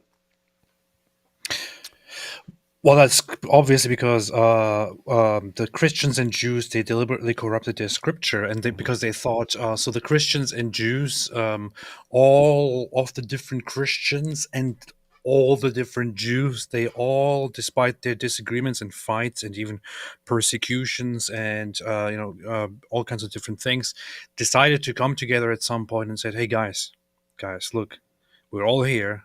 We're all here, all kinds of different strains and sects and clubs and denominations and so on. Jews, Christians, we're all here, and all the others. I know we all have major disagreements with each other, and I know sometimes it gets really rough between all of us. But don't you all agree that it is time to remove any reference to the Kaaba from our scripture? Mm-hmm. And then they all agreed to do exactly that. So they all, Jews and Christians, all decided to remove the Kaaba entirely, any reference to the Kaaba from their scripture. And then also, in addition to that, removed any mention of a future prophet from their scripture. the Prophet Muhammad. So they all agreed to that and then vowed to never ever mention this again. This is the big conspiracy that Christians and Jews agreed upon. And a day later, after they scrubbed it all entirely from their texts, they started fighting again. And what's so hard to understand about that, everyone? Yeah, I don't makes even understand complete what the problem is. The Joe was false prophet vid made a big omission. Smith didn't use his Bible translation as evidence of his prophethood. Seems like you didn't research or are bad faith if you leave that part out. Interesting. Seems like we have a Mormon, but you'll have to send that to Cameron. But if we have Cameron back on, then remind me. I will bring this issue up, and you can blast him with it if you are in fact correct. But you'd still have an interesting point if he has the only correct copy of Genesis anywhere in existence that mentions this prophecy about him. It's kind of weird still. AP has only heard of Turkish oil rustling. What is Turkish oil rustling? You guys have oil rustling over there? You mean wrestling? Oh, yeah. Elder Mike Winger, Latter-day Saint, says, AP, you fiend. When I have my own universe, we'll have our own AP, and he'll be assigned to make the Saints special underwear forever for this mockery. He kind of burned you up with that one. We got another one. Man. I won't be baptizing your great-grandparents if you don't apologize to Moroni. Also, when I'm a prophet, president will ban melatonin in your face. AP's getting all kinds of burned up right now. That's a little bit much, man. That's It's a too bit much. much. Hey, here we have Elon D. Wood. Oh, that's from the Boom Boom Room. The thing is, okay, continue with this, and then There is a banned 2-part episode of South Park called 201 and 202 that are about how using terror is the only way to avoid being made fun of. Really? That's fun. I'd like to see if we can find that. Because here's the thing. Trey Parker and Matt Stone, they like making fun of everything equally. It was the higher-ups who wouldn't let them when it came to Muhammad. They wanted to. In fact, there's an interview of them. They're saying, "What are we going to make fun of people because they won't do something to us, but we won't make fun of these other people because they'll kill us?" They said, that is messed up. That's messed up. And so they said they're not going to do that. That's why they wanted to have the big Muhammad episode. And then the higher-ups said no, because it's not just you might get killed. You might get all kinds of people killed here. That was a super sticker. Thank you, David. Real smile. Dan Dave said, queers should focus on preventing HIV, gonorrhea, syphilis, herpes rather than Palestine. It's not their forte. LGBT becoming a fifth column. It is really, and keep in mind, you're not talking about everyone LGBTQ and stuff. You have Queers for Palestine. I've heard they're more like a communist group or something like that. But I don't know too much about it. But if you want to know, you actually have an episode of Muhammad's Boom Boom Room where Muhammad meets Queers for Palestine. So you can see how they interact. You know what's the most messed up thing that I found out about Mormonism? It's not morally messed up. It's just so fundamentally different from any idea of religion or of nature or theology that I've learned from Christian teachings, Jewish teachings, even Islamic teachings, and all that. It's weird that Mormonism teaches this whole thing, and I would suggest, if anyone is interested in that, to further go into that and analyze that and understand what exactly it is and how far it goes. But this whole idea of eternal progression, where humans, where that God, the Creator, was at some point not as almighty as he is, but became almighty, and that all humans who exist right now as believers, as they continue living, can become increasingly more powerful, and that the accumulation or progression of their power is without limit, and that all humans, or that a human can also potentially become a god in the future. At some point in the future, and that a human himself can then at a certain point reach godhood and start having his own planets and his own creation and things like that. It's a really really interesting system that doesn't really combine very well with how you would normally learn theology in the Christian or Jewish worldview. But why would you make fun of that, man?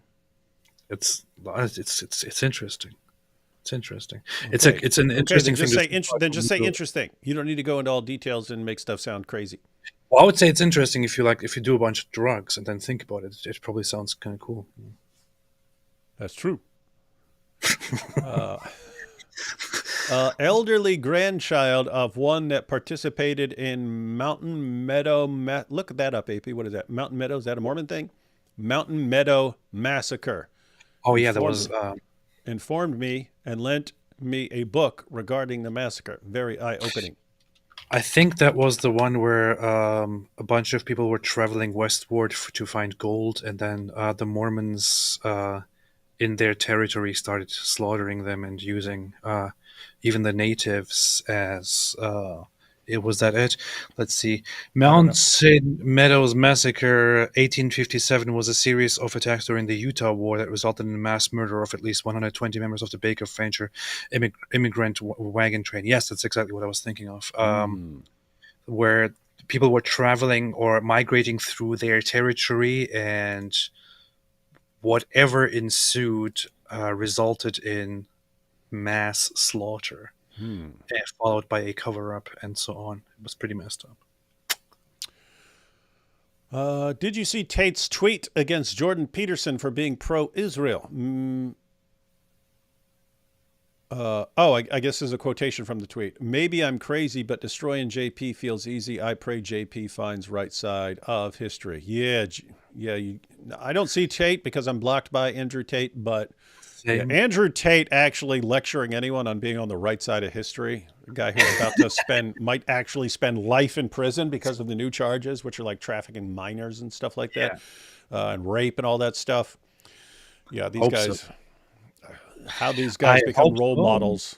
I hope he goes away forever for life. In fact, here's the thing. I still think that Jordan Peterson made huge mistakes with his approach to Islam and how he handled that whole thing. Well, just get a pen pal, eh? I think that he's totally wrong on so many things. That said, I acknowledge that Jordan Peterson is an extremely intelligent guy and I would say that he is somebody that you can probably describe as a genius, despite the fact that I have so many disagreements with him, even to such an extent where I think, okay, this take that he has is just really simply stupid. But that doesn't mean that the guy is extremely smart. And for an imbecile, like for a medically defined imbecile like Andrew Tate to come along and then say, oh, maybe I'm crazy, but destroying JP feels easy. It just shows once again that he's an imbecile. Yeah, I'll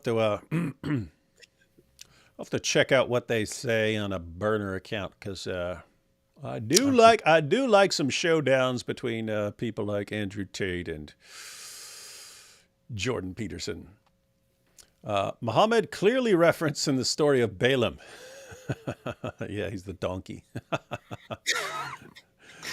Sir Jacob Prophet.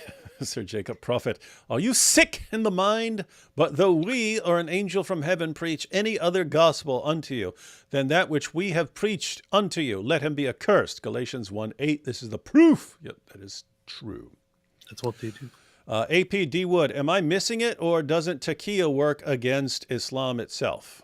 Am I missing it or doesn't taqiyya work against Islam itself? What do you mean, like as a problem for Islam if you present taqiyya as a problem? Or do you mean like using taqiyya against Islam?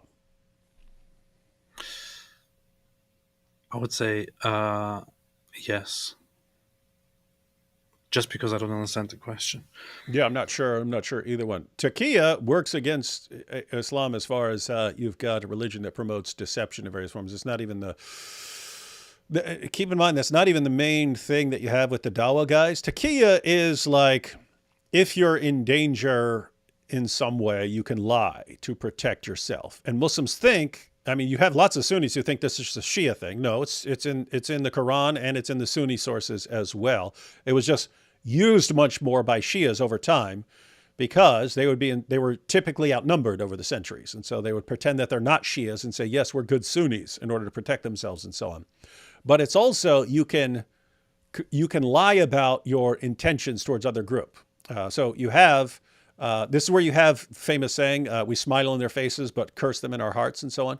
It's, even though you want to violently subjugate people, you could say, no, we want to live in peace and we want to live in peace and harmony with you guys forever. We just want to be best friends ever. And you could just completely misrepresent your intentions. But the idea is all these various forms of deception that are completely acceptable in Islam, just over time, they kind of morphed into just lie for your religion, do whatever, lie however much you need to in order to dupe people into converting to Islam. And it's justified in their minds because the idea is, okay, if I tell you 27 lies to get you to convert to Islam, but then you spend eternity in Jannah, you're going to be thanking me. If you get to spend eternity deflowering virgins because I lied to you, you're going to be thanking me for telling you all those lies. So I'll just go ahead and lie to you. So yeah. Eternal Vigilance says, thank you for exposing these false prophets. My mom was raised Mormon and she has some of the same issues understanding God that Muslims have. She's close to becoming a Christian though. Praise God and please pray for Rachel's salvation. Thank you. Good stuff there. This is so messed up. Somebody whoever earlier brought up the Mountain Meadows massacre. I read about this a long time ago. It was centuries ago, man. It was like 1 million years ago.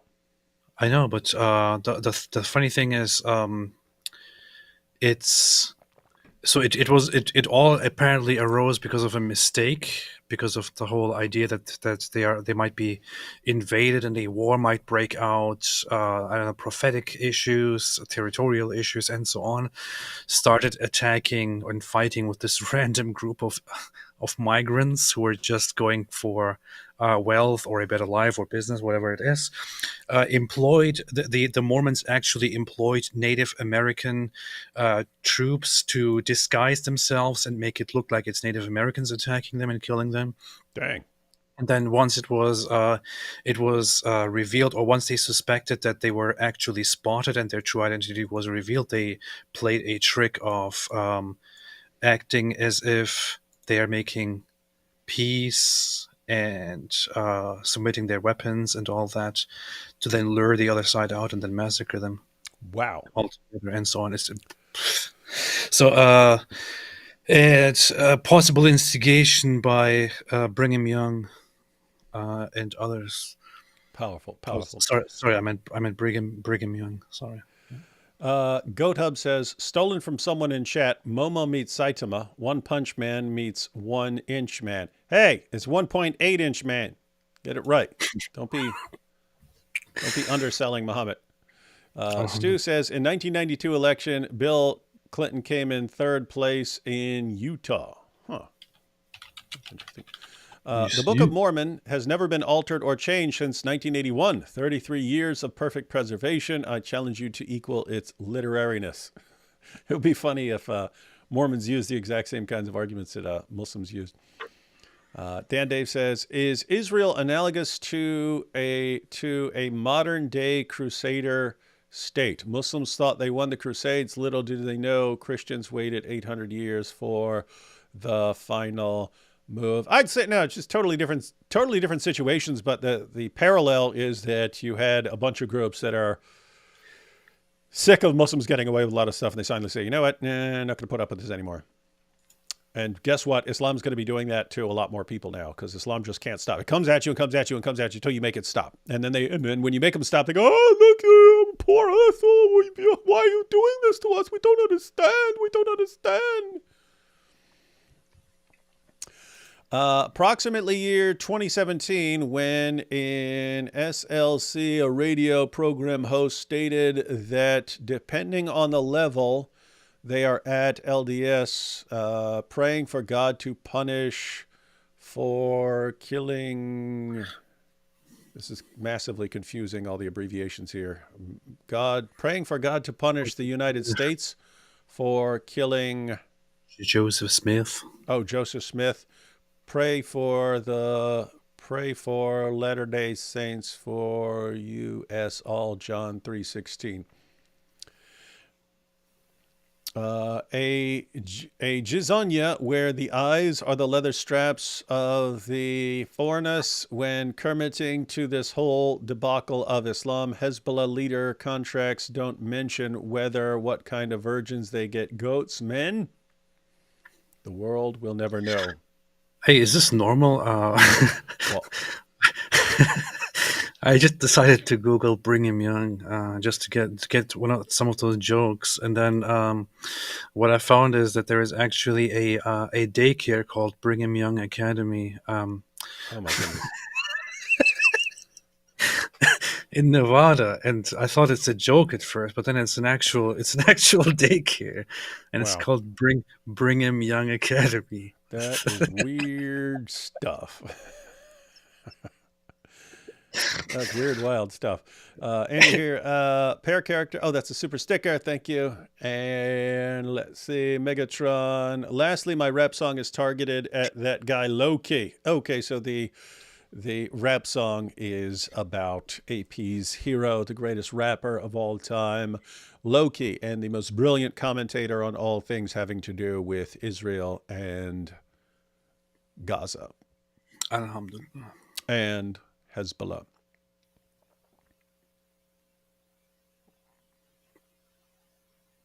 All right, AP, are you persuaded to convert to Mormonism or to Islam? Yeah. You are? Yeah. And I'm still thinking about that whole prophecy that Cameron just dropped and then left us with. What is that? We're going to check that out. Man, that's No, we got to check that out. We might have to do a whole show on that and get that Mormon debater on with us. my mind is blown. I have spent the last spent the last months and especially weeks kind of looking into all kinds of different things and thinking about, I don't know, spirituality and belief and the nature and theology and all of that. But everything is kind of just out there, and I'm looking at it and trying to, I don't know, find something that convinces me of something. But then Cameron just came here and just dropped this prophecy about Drop the prophecy bomb on you. Joseph Smith predicting, what was it? Joseph predicting the Civil War. That was it. And my mind is blown at this point. So all of the studying and all of the searching and all of that means nothing at this point. I'm just left with this bomb, and I'm going to look into that further. Yeah, if Syrian Girl were to see this clip, she would say, wow, did Cameron Bertuzzi just nuke the apostate prophet? Did he use a tactical nuke on the Looks on like the a apostate tactical prophet? nuclear strike, very clearly. Jeff here says, I was thinking maybe that's why Dawa is okay lying to their own, but it's only for use against unbeliever or threat. Yeah, if you're talking about taqiyya, keep in mind, that's the idea. It's taqiyya is allowed, but taqiyya is for certain kinds of situations, like when you're in some sort of danger or where you think you might be in danger or something like this. It's for preserving your safety. And so if someone's going to kill you for being a Shia, obviously you can say, I'm not a Shia according to this, but also just in general, it's not good for the ummah in a country where they're the minority to say, hey, we want to subjugate you. Therefore, you don't say that. You can completely misrepresent your intentions and things like that. But no, there's lying that's acceptable even to other people. Like Muhammad said, you know, if two people are fighting and stuff like this, or husband and wife, something like that, you can actually lie to reconcile believers and so on. So there are forms of lying that are acceptable even among believers. That's different from taqiyya. There's all sorts of different versions of acceptable lying in Islam, but it's pretty understandable when you worship a God who brags about being the best of deceivers. That's pretty rough. AP and D Wood, will you appear on PBD podcast? Yes. AP says yes, he will. Me, probably not likely. You always have like shows that'll put out and say, hey, who should we get on here and stuff? And people, sometimes people say, hey, get me on there and stuff like that. I don't know. I tend to just like work mainly with my friends. And when someone says, hey, should we get on our show? I'll like recommend one of my friends and not myself. So I'm not really interested in appearing on people's podcasts and stuff. Tend to work with people I've known for a while. Anyway, I mean, when people ask me, "Hey, can you come on my show?" I usually try to do that and stuff, but I don't put my name out there to do that. All The right. funny thing is What's that up? PBD invited me a long time ago. That was last year, and just when I was headed there, they suddenly said, "Hey, sorry, we have to delay. We have to postpone this."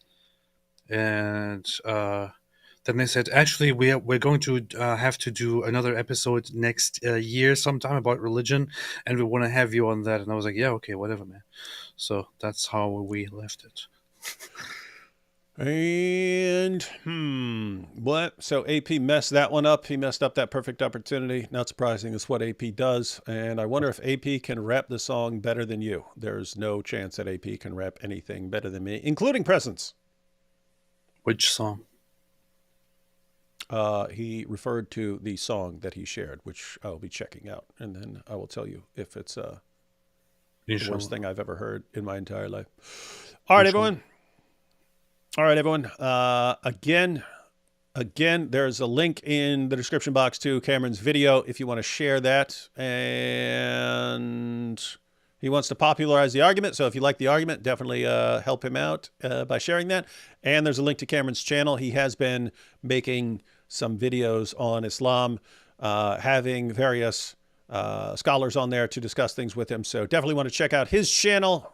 Historically, he's been dealing with philosophical issues and atheism and so on. Now he's becoming more interested in Islam. And guess what? That's most of you who are watching this right now have an interest in Islam. So you might want to be checking out his stuff. He's pretty.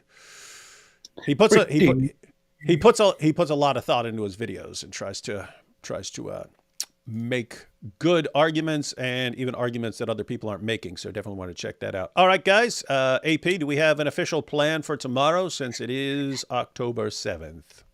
So here's Kennicott said PBD is a clown. I just want to say, so am I. So it would be perfect match. I don't know. I'm Perfect not sure match. Call it the clown podcast. clown show. For tomorrow is October 7th. I want to go live and do things. Actually, David, What? are you able to go live early during the day tomorrow? Yeah, you should. I was going to recommend that. You might want to go, well, not too early, but if you want to go live like 5 or 6 or something like that, go earlier and do a longer live stream or something like that. You can do Not that. 5 or 6. I was thinking earlier, like 2 or 3 or. I one. mean, I'd have to wake up for that because I normally go to sleep around 8 or 8:30 or something like that. Interesting. I was thinking of doing different things tomorrow. Doing that. I want to publish a clip tomorrow. You have 1 million people that you know. You even have people like Rebecca and stuff who live over there. You can always get them earlier. You could have, in other words, you could do a bunch of stuff and then have on different people throughout the day. If you really, really, really, really want me on you too, I'll get up and do that. But if you have another plan, that would be cooler. Yeah, I could always invite Rebecca, but the thing is, she's a bit too brutal, and I always feel like she's a bit too rough. The things that she says scare me, and I don't know. Yeah. All right. Well, again, I'll be going to sleep tomorrow morning. So message me whatever plan you've got before then, and I'll go with that. Okay. All right. And last one here. Non-Muslims should be united against this demonic force. Yeah. There's no disagreement there. And I've brought that up before. We're all on the same page, whether you're a Christian, an atheist, a Hindu, a Jew, Mormon, whatever. Islam wants to subjugate us all, every last one of us, in one way or another. Christians and Jews, theoretically at least, have it better than some other groups because we have the opportunity to convert, pay the jizya, or die, whereas lots of other groups only have the option of converting or dying. And so we're all being targeted by one thing, and therefore we should all be on the same page when it comes to that thing that wants to subjugate all of us. Alhamdulillah. With that said, what's that? Since it is already October 7 in Israel, I would say it would be important. So first off, to all those who experienced October 7, who lost somebody on October 7, who are in Israel, who are from Israel, who have any connections, who are Jewish, whatever it is. We are with you and support you. And um, what happened on that day has caused only many people around the world to jump on board with the terrorists and direct more hate toward you because to take it by taking advantage of what the terrorists did. But you have lots of people around the world who love you, who care about you, who support you. You have strength and resilience that nobody has ever shown in the history of civilizations, of humanity. You will stay strong and arise even stronger after this.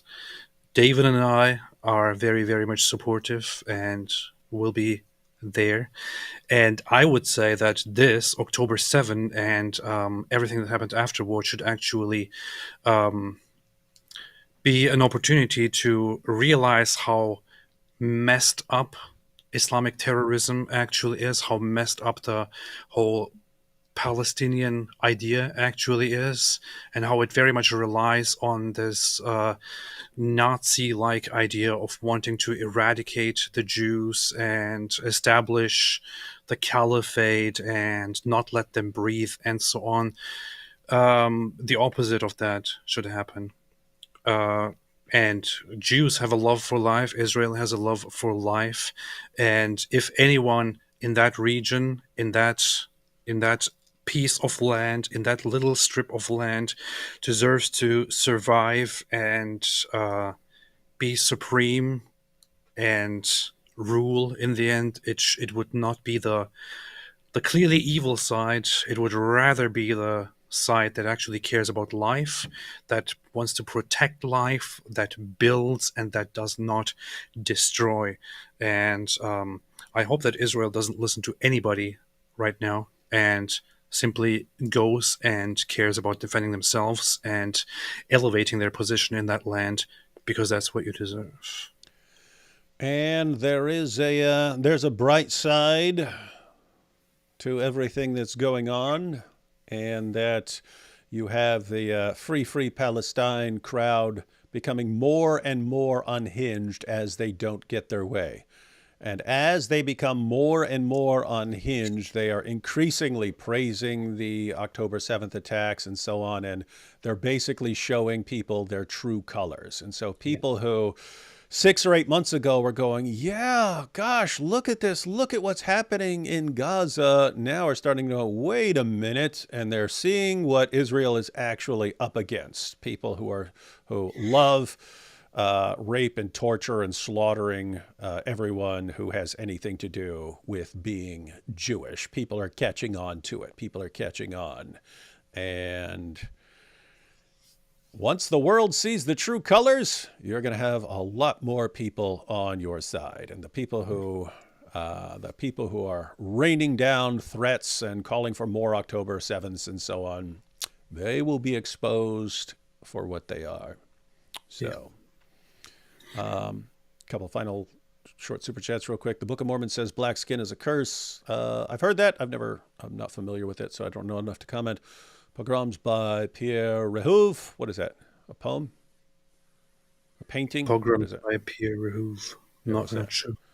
And Joe says, Mormons say us Indians are a lost tribe of Israel. Hey, Black Hebrew Israelites say the same thing. So that's 2 points of confirmation. That's 2 points of confirmation. Everybody wants to be Israel. Yep. All right, guys, we will see you tomorrow. Plans will come later because AP's kind of last minute at deciding things. All right. That's what I... Catch you all next time.